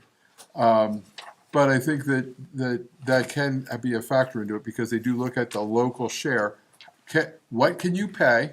When I say you, what can East Brunswick taxpayers afford? And are you making them pay their fair share towards the overall cost? Okay. And on the flip side of that, if we do increase, we get the tax levy incentive aid. There's no incentive aid this year. Last year there was that. So one time, no, 2 years too. The year before it was done. a stabilization aid. This past year it was the tax levy incentive aid, which allowed us to make an application to the state to say, you know, here's our cuts. The state came back and said this qualifies, this doesn't. And a piece of that was state funded. The vast majority was taxpayer funded. I think rough numbers, if it was $500,000 of increased tax levy, we got like 20 grand from the state. So it was not proportionate. Okay. Right. But that is not available this year. Okay. All right, so I know the tax levy is important and there's an impact. So just for reference, I think as we stated earlier, 1% tax increase equates to 1.5 million in revenue to the district. So we're currently at 6.16%. That equates to 9.5 million. And we have a corresponding deficit as of today of 2.4 million. If you were to reduce that to 5.16%, our deficit would increase to 3.9 million. So the chart is there. You know, if we go all the way down to the 2%, we're looking at, you know, a deficit of 8.6 million. And again, that's net. That's already after we've found 3 million to close at the original 5.5 million that we were looking at. So we're trying to give some perspective of, you know, if we decrease the tax increase, what's the dollar amount? Sometimes it's easy to say, oh, you know, 6.16%. What does that really mean? All right, so we equated it to dollars for reference.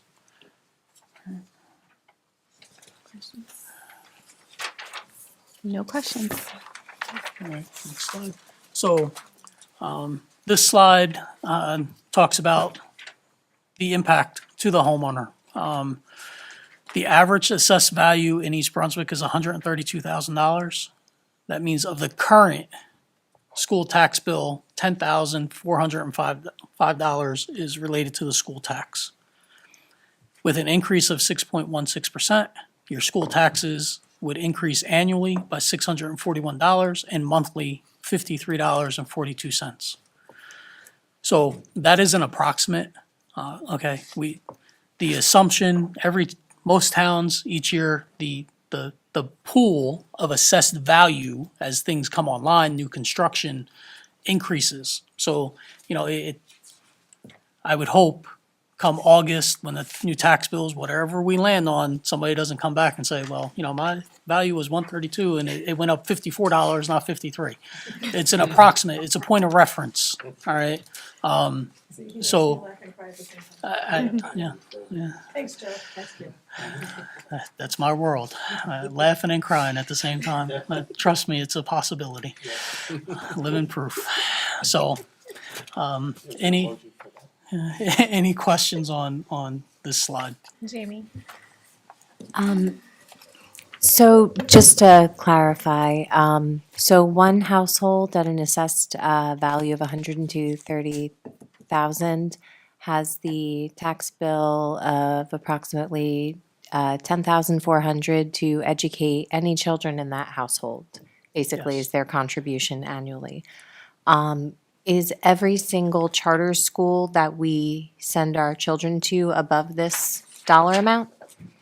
Yes, And if there were 3 children in a household who all went to a charter school, we would pay the full amount of that charter school's amount per child.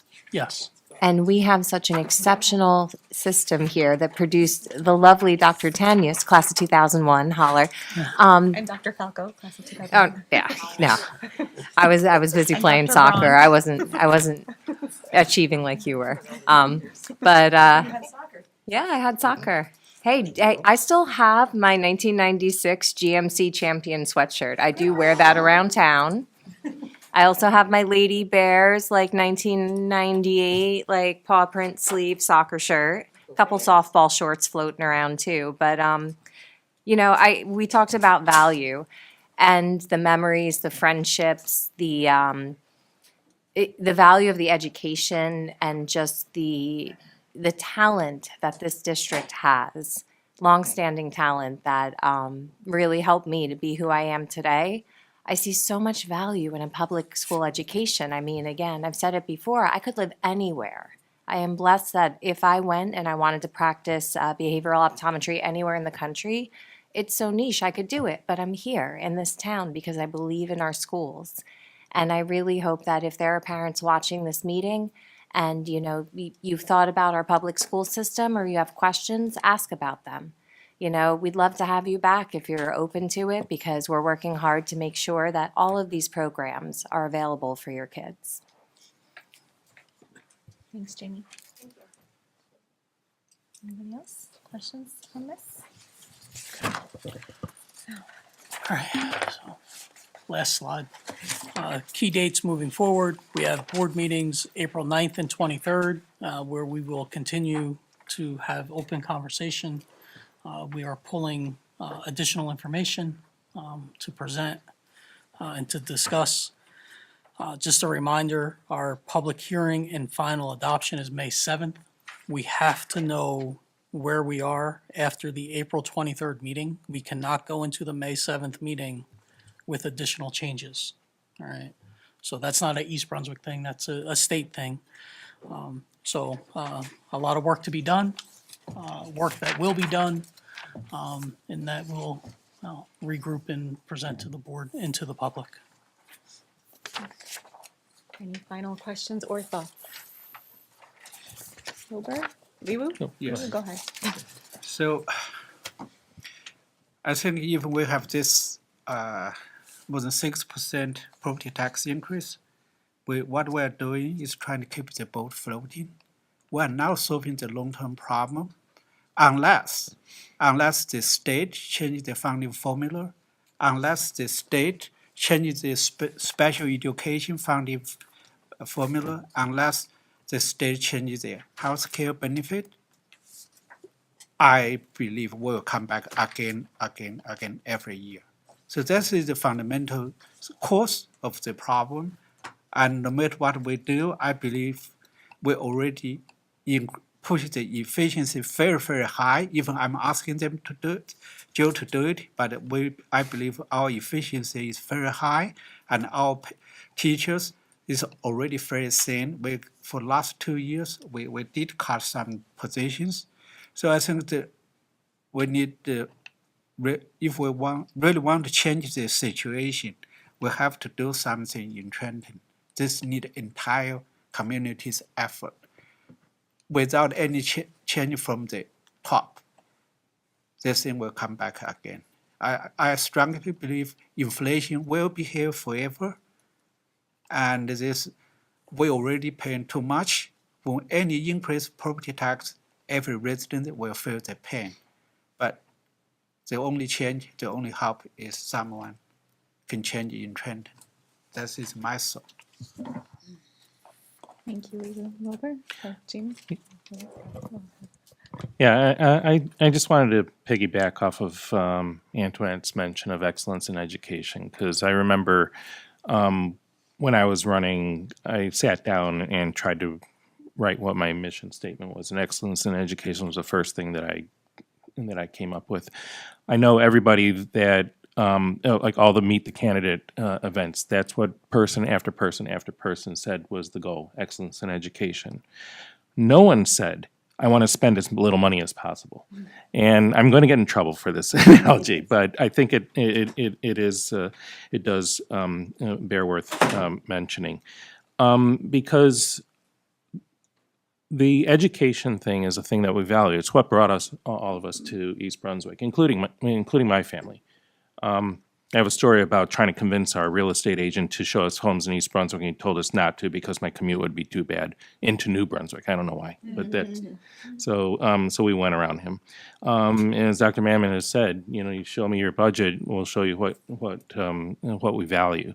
And the value thing for me is a really important word that Jamie mentioned that as well.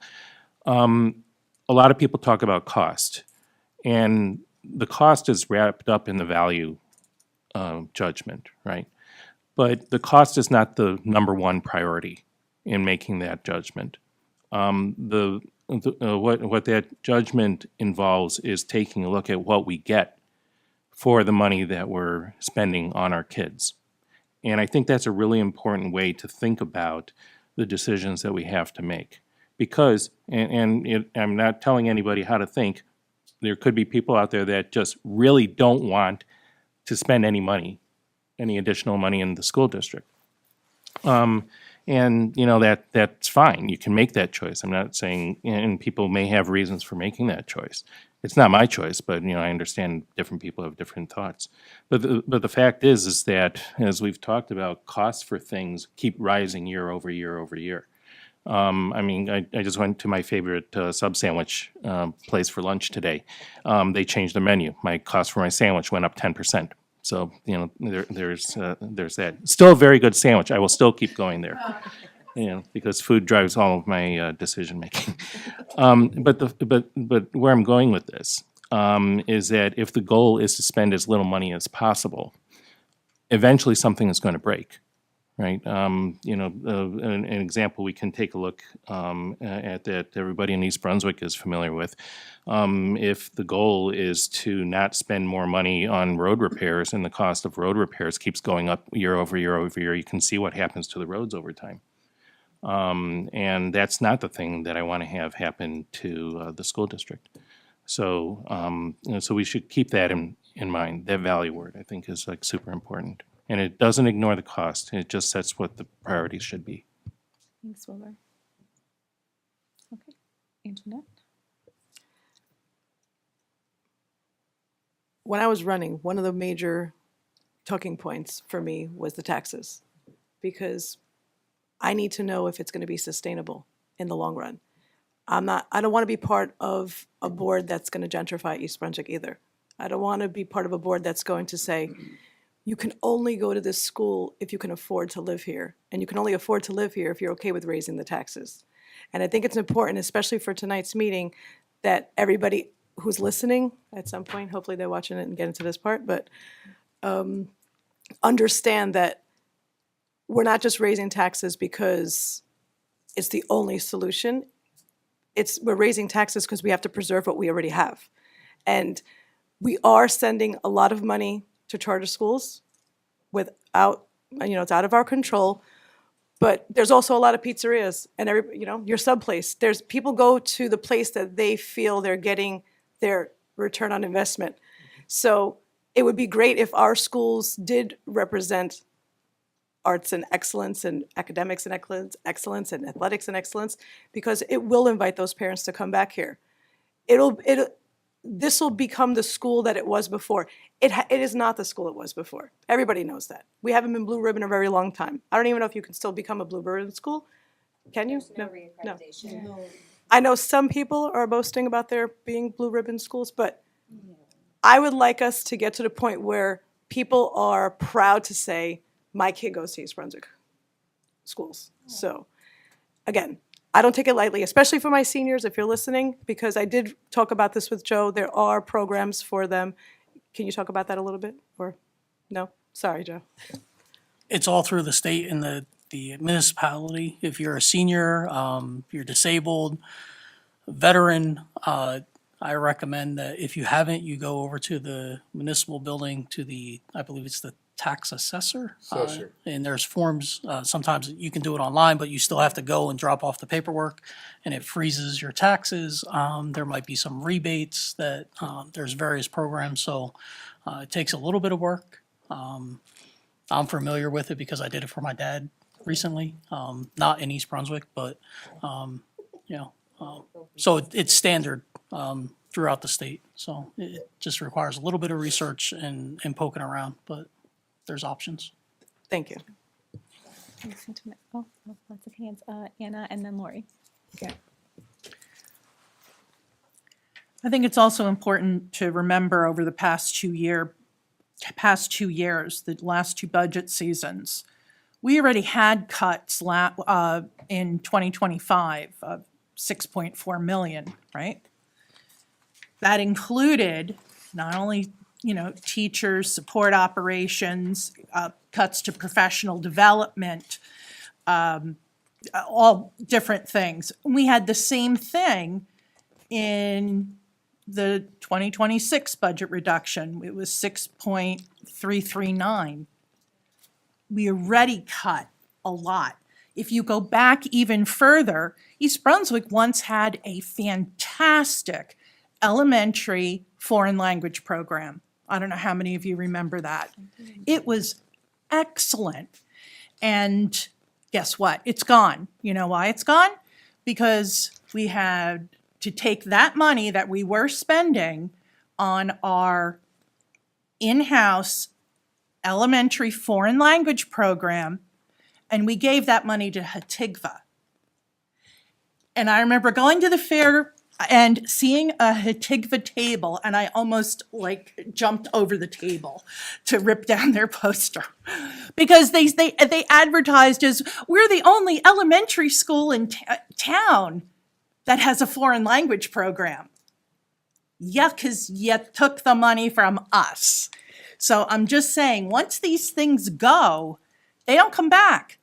Last year, we had a 25% reduction for elementary kids in their specials, which included art, music, PE, and library.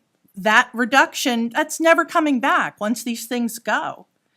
We've already cut in the last two budget seasons 95.5 staff, including 68.5 teacher positions. And of course, when you're cutting teacher positions, what does that mean? That means larger class sizes. And I know, Lee Wu, you asked, we have a secretary and a half retiring. We're not going to replace them. Are we going to still have the same services, even though we have less staff? Well, I mean, come on. You can only get so much blood from a stone. You have less people working, and what the work that these people were doing was really important to our district. We weren't just paying people because it was, fun, because we were saying, raise my taxes, please. No, of course not. These people were providing an important service, and we cut them, 95.5. And I don't know what that's going to shake out to this year. How many more staff are we going to be losing? So I think it's important for the community to realize we're already starting at a lower point than we were. We do not have what we used to have. Okay? Yeah. All right, lecture over. I'll No, jump and off my Anna, sorry, soapbox. Lori, just before, to your point, I think what this is reflective of is no matter how many cuts we make, it's just a matter of time before the taxes need to go up, because there's only so much you can cut before the state, says there's nothing more we can do for you. We can't efficiency our way out. Yeah, so it's just a matter of time. We just keep buying year after year, and I think that's what Dr. Mammon was saying, is this isn't sustainable. 'Cause No. we're just, but that has been in response to the community, because nobody wants their taxes to No. go up, myself included. And by the way, like, that assessed value, I pay $22,000 in taxes right now, so I don't even want to know. I mean, I know what it could look like, so I get it, but that has been because of a community response. I don't think anybody, and I don't want to speak for the past administration because I wasn't even here, but I don't think anybody wanted to cut staff, right? It's just been, yeah, and you're right, and everybody knows how I feel about class size. I will never vote on a class size policy over 25, ever, just so we're clear. Yeah. Has a cost. Yeah, well, I'm just, Tell me so I can hire some more teachers. yeah, that's fine by me. It will never be more, that's my vote. I'm one of 9, but that will Okay. always be my vote, just so we're all clear. Sorry, go ahead. But if we understand the value of If you have having the low, value. Your yeah, return on investment. and return on Yeah. investment, Yeah. yep. Mhm. Can I hire them? Can I hire teachers? Sorry, go ahead, Lori. I certainly didn't mean for my ROI to become a return on investment. Take the credit. But it's actually what I was actually going to comment on. But you're a tough act to follow. But I felt like I felt like in thinking about it, like return on investment, I'm like thinking about like, oh, when treating my kid or other kids as like a robot, and so or like some math equation, right? And that's not like the thought that I. What we got. Right. That's why Okay. I wanted- Yeah. That's not it at all. That's why I intentionally said, what does that look like to you? What do you mean? I feel like as a board member and somebody in the community, there's nothing, and I know, look, we've all been at things together, right? Like we run into each other at community things, basketball games, right? Like I'm just thinking of the most recent stuff, like community events. There's nothing that makes me more proud of our schools and kids that aren't my kid necessarily, but I think all of them are my kid, right? Like to see them win or lose, right? To put everything they have into it, to be proud of the club and the things that they're doing, that they come here and talk about in their elementary schools.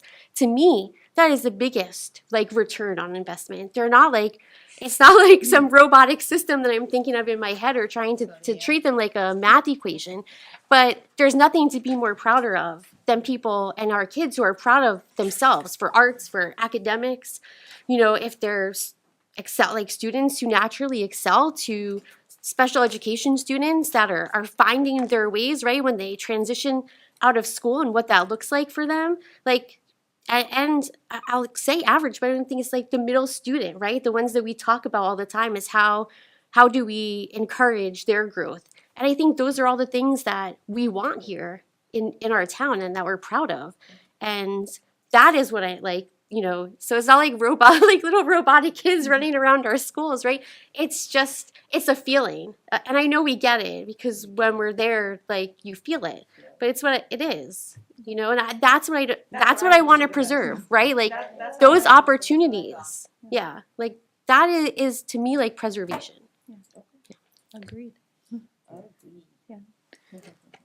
Let me just say one Yeah, thing. yeah, So please.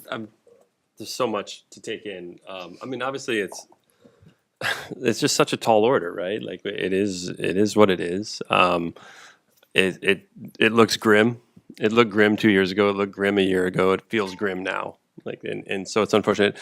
I guess a couple things on my mind. I think one question I have for the experts in the room is, like drastic times call for drastic measures, and if this is going to stay this way, are there any trends in the world of academia that you foresee, like coming down the pipeline, that may allow us to continue to meet the goals that we're looking to meet, but do it in a little bit of a different way?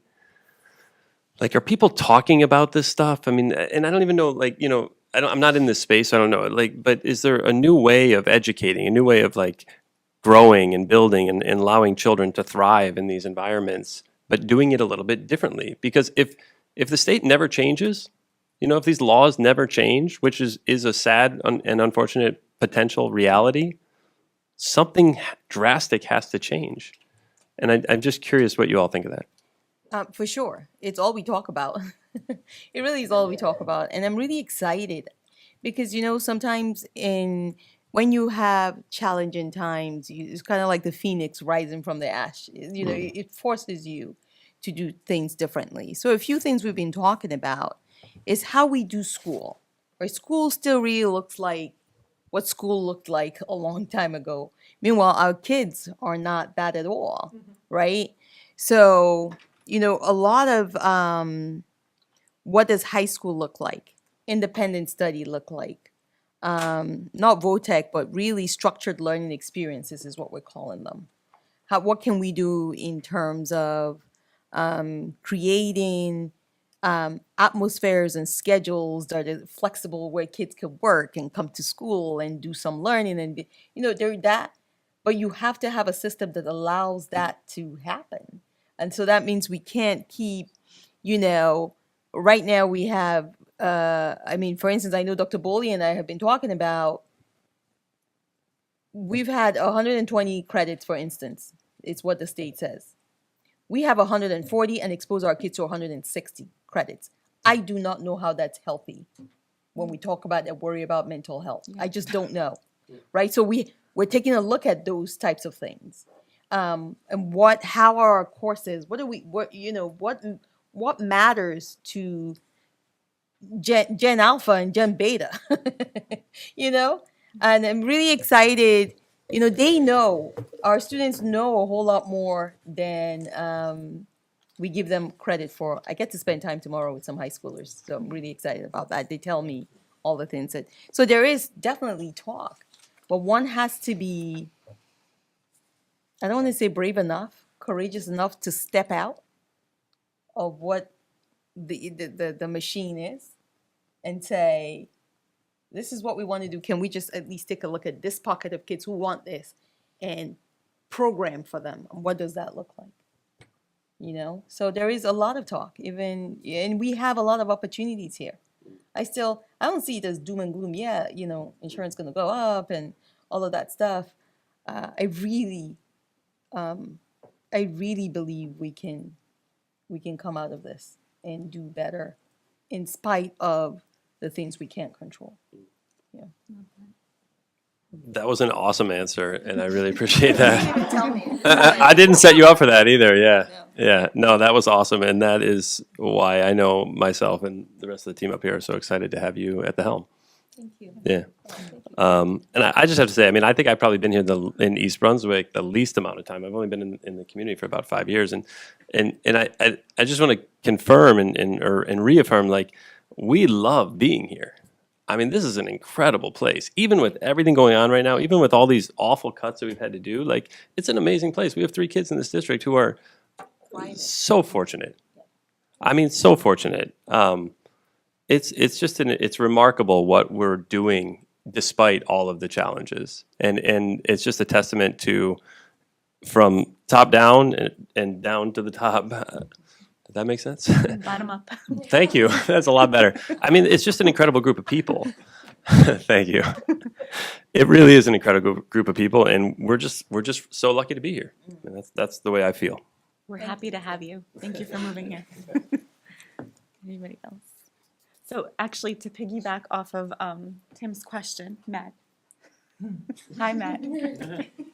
I put Matt to work for every dollar that he's You're earning those dollars. Yeah. No, to piggyback off Tim's question, and I don't know if you can answer it, but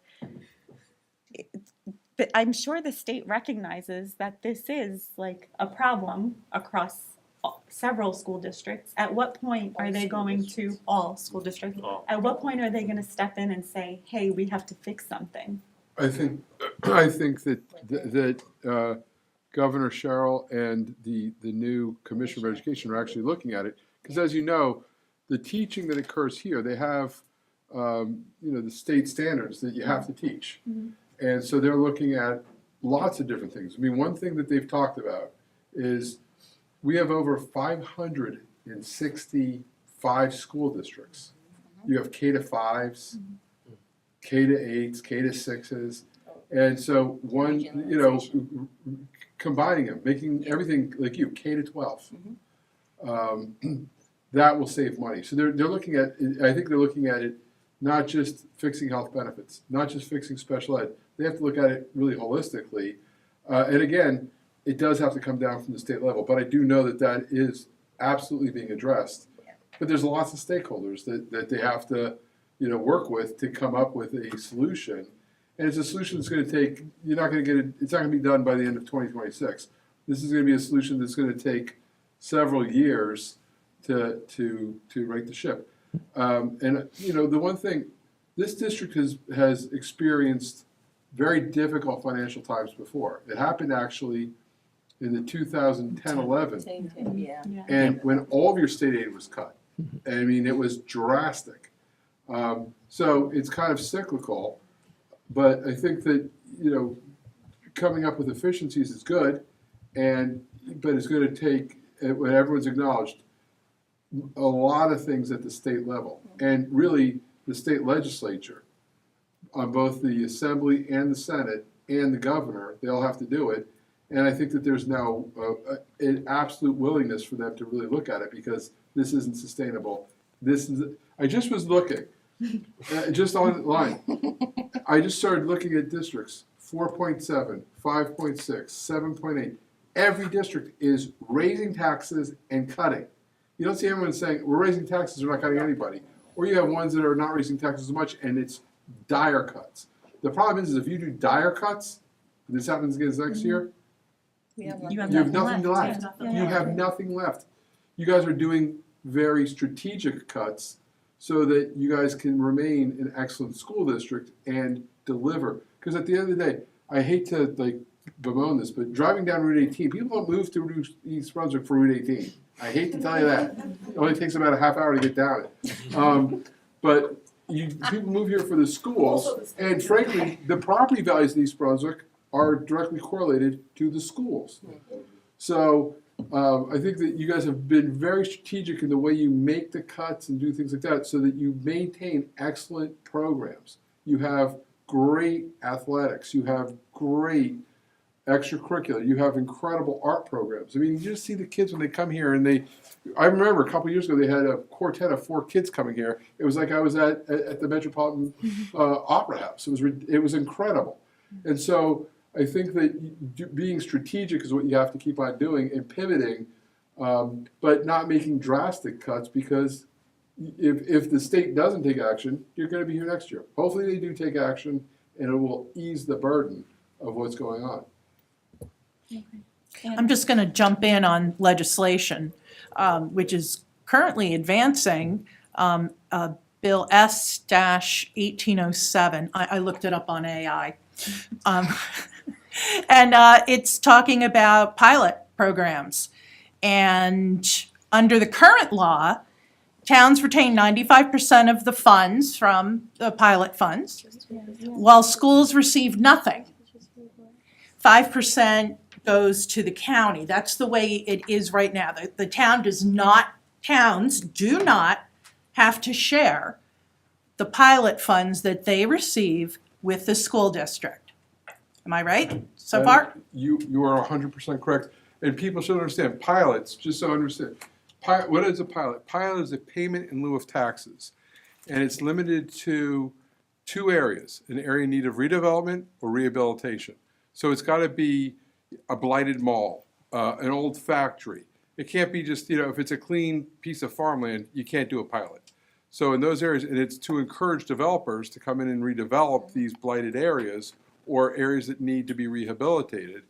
But you're 100% right. They cut a deal with the developer. Pilot is less than the ad valorem tax that the properties would be charged. They get it for a period of time. Usually it's usually 20 to 30 years is the pilot. After the pilot expires, then it becomes an ad valorem tax. Like all of you on your houses and your condominium stuff, those are ad valorem taxes, which is based on the tax rate. If you're a pilot, it's not based on the tax rate at all. Okay, so using that calculation, our schools won't be seeing tax money at the same rate for 30 years, which would mean I'd have to live to be 93 to be able to see the equal taxes coming from those. Right. Oh, my goodness gracious. Yeah, I'm not going to make it that long. I think that the issue becomes that $10 million factory doesn't go on the books. So the taxpayers that are currently paying taxes are not receiving the benefit right? So that 6.16% that we're talking about is not being spread to everybody. It's only being spread to some. The Right? people who are paying, Yes. the people who are paying the ad valorem taxes, it's not just people, it's businesses. You have businesses that pay taxes, but if you're a pilot, if you're granted a pilot agreement, you're outside of that base. So it's being spread around the remaining 90%, not the 10% who have pilots, or whoever, whatever the breakup is of pilots in any given community. But you're 100% right, it's 95 to the town, 5% to the county. Yeah, okay, I see a problem with that. So in other words, now, if this bill goes through, from my understanding is that the state will mandate an amount that would go from pilot money to the schools, to offset schools. But that's not gonna help us because ours are all already done. The bill that you're talking about is Senator Singleton is the sponsor? I'm just, I looked it up on I AI. was in Trenton for this bill. I talked about it Yeah. a couple of weeks ago. Yep. Yeah. That's going nowhere. Yeah, It's going nowhere because they're going after pilot money for residential as well as commercial. No one's gonna sign up for that because as much as people understand the impact that pilots have on the schools, commercial has no impact on our schools. The people don't live here, they get in their car, they go home from work. You want commercial pilots because that actually brings revenue to the town. That helps keeps the municipal tax low, which we don't need that going higher. As far as the pilot money for schools, we have a new superintendent who's been doing really well at partnering with the township, and there has been new shared services. And even the mayor yesterday at his breakfast at the Chamber of Commerce was talking about how he wants to do more.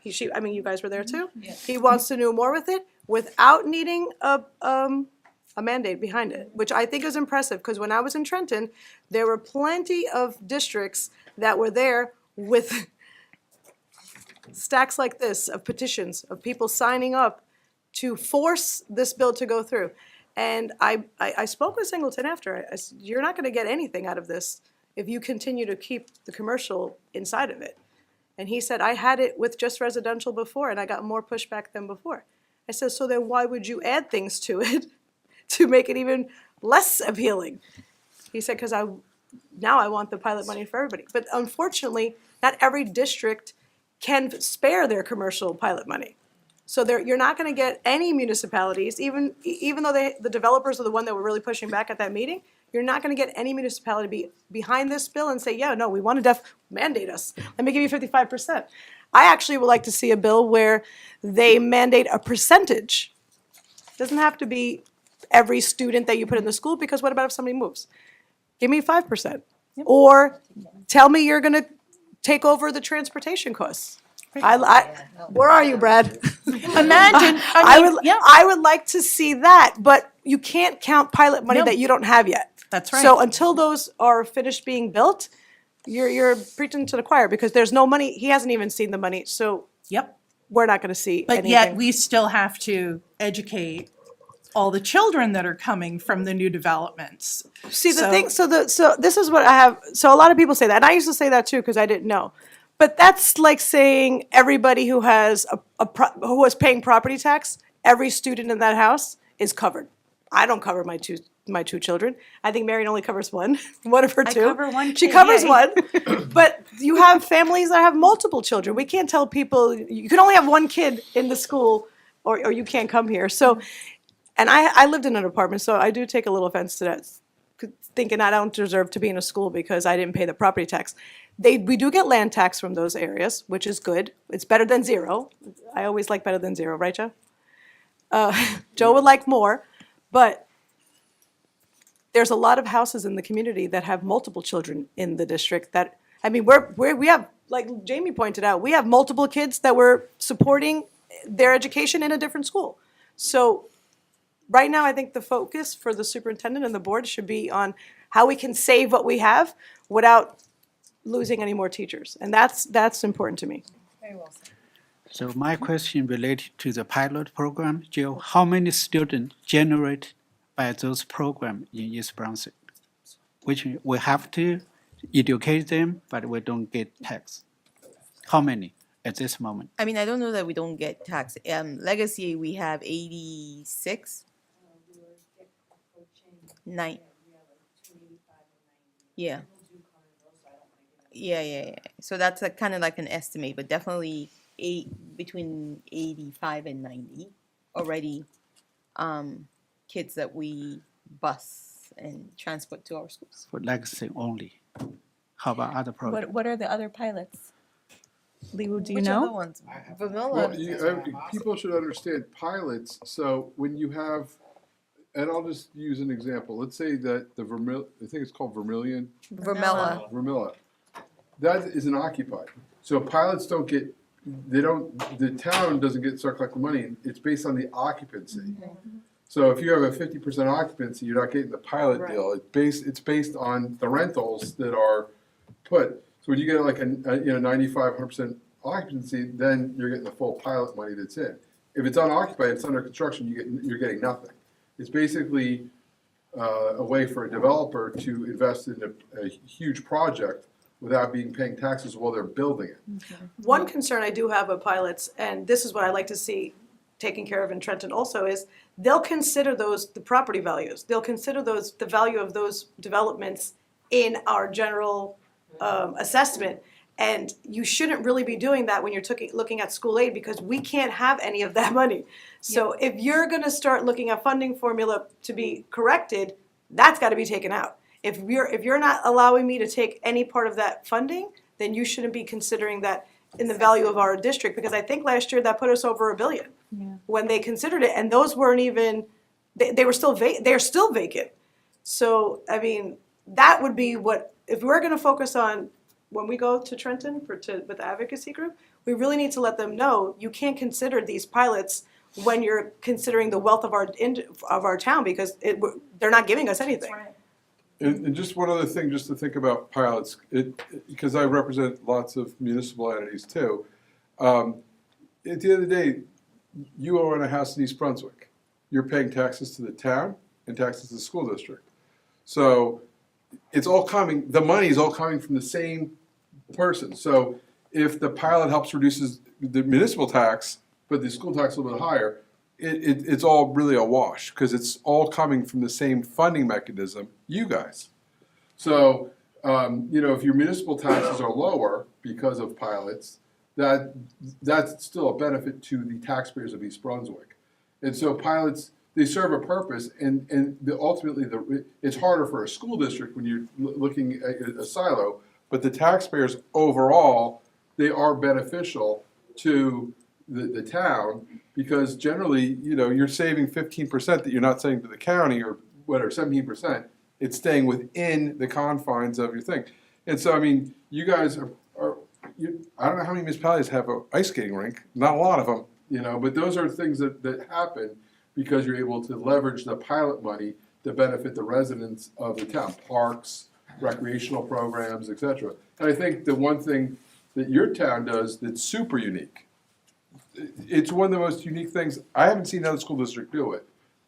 The shared services that you guys have on debt is one of the most unique things ever. And what people don't realize is that by coupling with the municipality's debt, the municipality is AAA rated.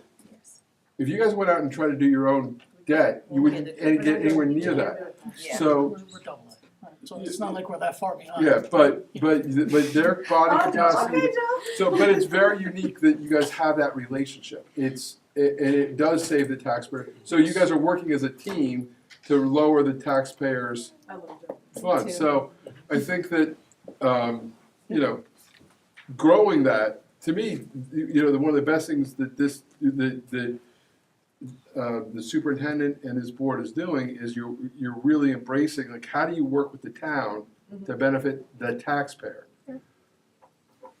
Right, and the whole reason I brought this up is because, I'm thrilled that my municipal taxes are staying, level, but, people are gonna be freaking out, and rightly so. Oh my gosh, my school taxes are going up so high. There's a lot that goes into that, and no, I don't have kids anymore in the district. And, my grandparents started paying taxes in 1948. And then my parents paid taxes, and now I've paid taxes. And so, we have to be looking ahead also, not just what's behind. But anyway, that's it. Thanks, Anna. Anybody else? Okay, all right. So we are moving on to the for the good of the cause for the public. The Board of Education recognizes the value of public comment on educational issues and the importance of allowing members of the public to express themselves on school matters of community interest. To protect the privacy of all students and staff, concerns regarding individual students and staff members should generally be addressed by first meeting with the appropriate administrative staff. Public participation shall be permitted only as indicated on the Order of Business and Board Bylaw number 0164 and shall be governed by the rules outlined in the agenda. Every participant is limited to 3 minutes. If you would like to address the board, please go to the podium and state your name and address. Is there anybody who would like to address the board?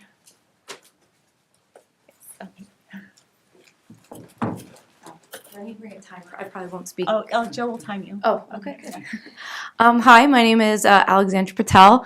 I'm sorry, you said Your address, address, yeah. 15 Pawnee Road. I just want to say I came in a little late. I actually had the wrong time for the meeting. But I think what we're doing here versus what we did last year, very good. I was able to kind of like peruse through the budget and really saw the different breakdowns of like where everything is. Unfortunately, I missed kind of all the cuts that you've already made, so I'll watch the video later. But I think a lot of what you guys said tonight really resonated with why I came to the meeting and will be showing up at these other dates. Is the excellence is what we're looking for. That return on investment, is we get what we pay for. We're gonna have to pay more. We want to see what we're getting for. So very interested in hearing the strategic plan and where we're going through with that. I think the structural deficits that we have, healthcare, those things aren't going to go away. There's nothing we can do. Unfortunately, the pilots, I thought that was really great for you to bring up because, yeah, Vermilla's, what if Vermilla brings in 1,000 kids that then all decide they're going to go to charter school? Yes, maybe our taxes stay the same, but the cost that we now have to pay is going to make our taxes go up. So yes, maybe as a taxpayer, but not as trying to fix the budget. But what I do want to say is that when I came in when you guys were talking about the AI and the efficiencies, I come from a job and a background where there is efficiencies and processes, and hopefully you can find some of these in the contracts that we've made. There's year over year, there's definite efficiencies there. I think the AI thing, everybody's going to have a different opinion about AI, but I think there are solutions in the right levels of services and areas that AI can be super beneficial. Yes, there's licenses and you got to think about that, but in terms of you have a teacher who's making a lesson plan, she should be encouraged to see what she can use with AI because she's got 24 hours in a day. If she can now do 24 hours in maybe 16, that gives her or him more time to dedicate. Return on investment, you pay 2 teachers the same salary, someone's going to go above and beyond, someone does what they need to get by, to get their paycheck.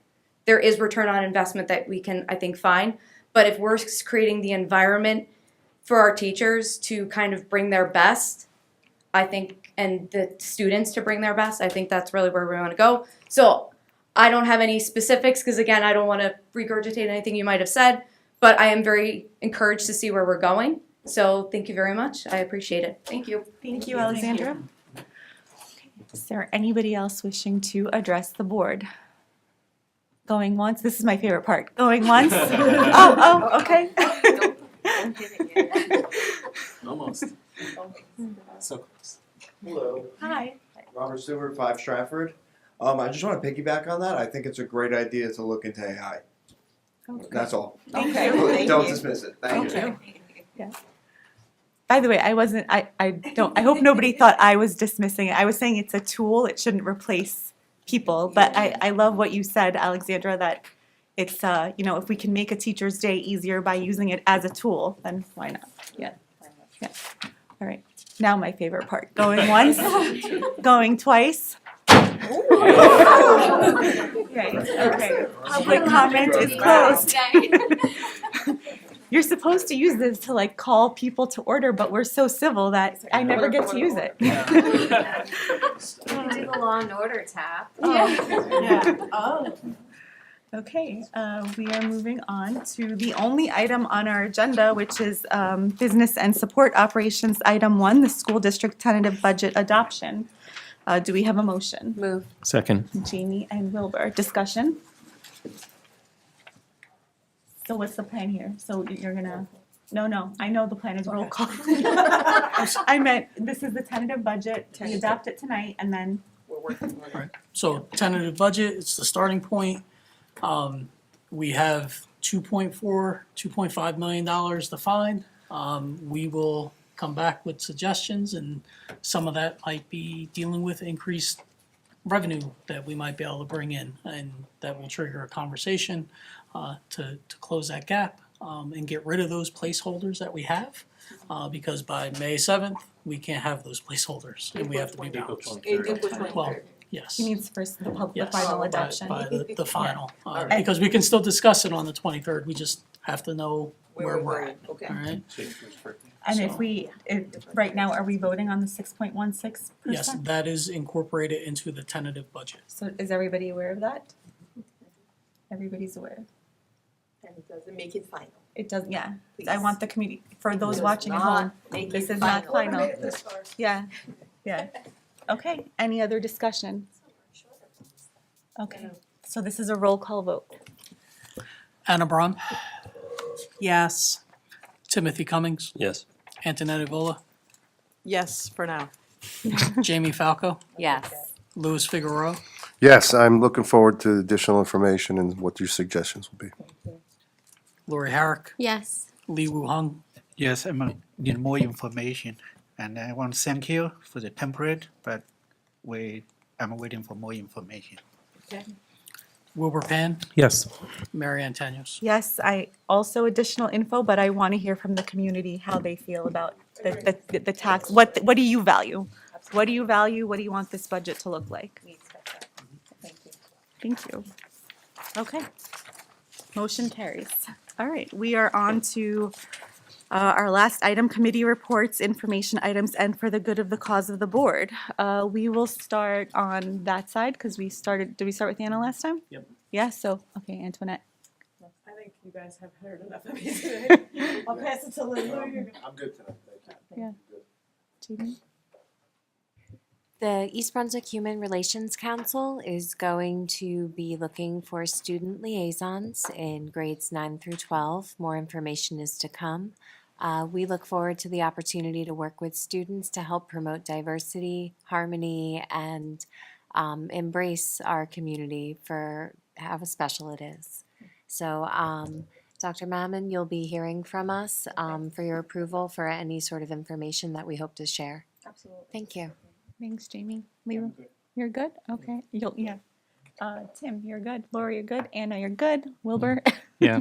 So I wanted to mention the CPAG resource fair at the library that was on Monday night. This is unique because CPAG has done some resource fairs which have been hugely successful, over the past couple of years. But what was unique about this one is this was particularly geared towards the transition process. So what happens when we have our special education students and they finish with high school, and then what happens to them? I actually have a little bit of experience with a similar thing because when I was in practice, we also took care of kids with sickle cell disease. And there's a similar transition process when you get too old to see your pediatric hematologist oncologist, and then you have to go find an adult hematologist oncologist. It doesn't go well. It's really horrible. And it actually impacts these patients in a very significant way because you can actually track, unfortunately, sometimes kids die of sickle cell disease, and you can track what the curve of the kids passing away are. And then when they get to about 18 to 20, that curve jumps down. And then it keeps going down. And the reason it jumps down is because of that lack of transition between the peds world and the adult medicine world. And believe me, we try to get the transition going. So I think, so for me, this was an extremely significant event because this is a very, very key part of the student's journey through life. The place was packed. I know some of us went there. I heard that people heard of this from other school districts, and they made the trip into East Brunswick for this. So just wanted to recognize the great folks at CPAG for the great work that they did. I also dropped in on the Commission on Aging meeting that was happening at the same time. Luckily, I didn't have too far to go to the senior center, but it was good to connect with them. And this is probably not very well known at all, but there's a lot of intersection between the events at the senior center and our schools. We often have kids going out to the senior center for performances of various types. There's a Grand Friend program that exists at Central. It'd be cool if we could, spread that out to other schools as well. But it's a great way to promote intergenerational relationships, which are really important, especially in our country where multi-generational homes are less common than in other parts of the world. And there are definite advantages to having multi-generations in close by, if nothing else. But the other reason I just wanted to make sure I mentioned that is that oftentimes, and I think this is really not a great line of thought overall, but oftentimes there's a thought that the seniors should not have to pay for the schools via tax support because what are they getting out of it? And what I think here again, just to recognizing what the return on investment is, the schools actually benefit those folks in ways that are probably not well understood, and that's something I think we can do to better publicize going forward. Thanks, Wilbur. Okay, so I only have 2 items. One is that new this year to the board were 2 representative roles. One was Anna's Arts Coalition, and the other one was an interfaith council liaison, which is me. So Dr. Mammon and I have been meeting with a lot of our interfaith community because they are a huge part of East Brunswick, and Holly Saramay, who leads that organization. So that's been very valuable. I think it's something that I always wanted for that to exist. So I'm glad that it does, because I think that speaks to our students, what their values are, what our families want to see, and that those meetings have been going well and yet to be continued. The other thing was Lou and I were at our Governance 2 training yesterday, and they spoke about Governance 2. For those that don't know, it's a board mandatory training in your second year on the board, and it's about student achievement and finance. And they talked about this Lighthouse study, which is the largest board study ever done. And the study found that if a board is successful, that is directly tied to student outcomes. So you could have the best curriculums, the best everything, but if your board is not successful, those 2 things don't go hand in hand. And I just want to say that sitting here tonight, I know our kids are in good hands, not just because we have a great superintendent and a business administrator, but because I'm surrounded by all of you guys, and I know we're going to do great things, and I'm very hopeful. I know, to Alexandra's point, like this is such a different place from where we were last year. I was in the audience last year, but it was very, yeah, we were crying. We were crying. So this is just a very different place, and I couldn't be prouder. So thank you all. Yeah. All right. Thank you, Mac. Thank you. No, thanks, guys. All right. Motion to adjourn. Move. Oh, Lori and Wilbur. Oh, sorry. Discussion. Sorry, I'm All pulling in back. Yeah. All in favor? Aye. Opposed? Abstentions? Motion carries. We are adjourned.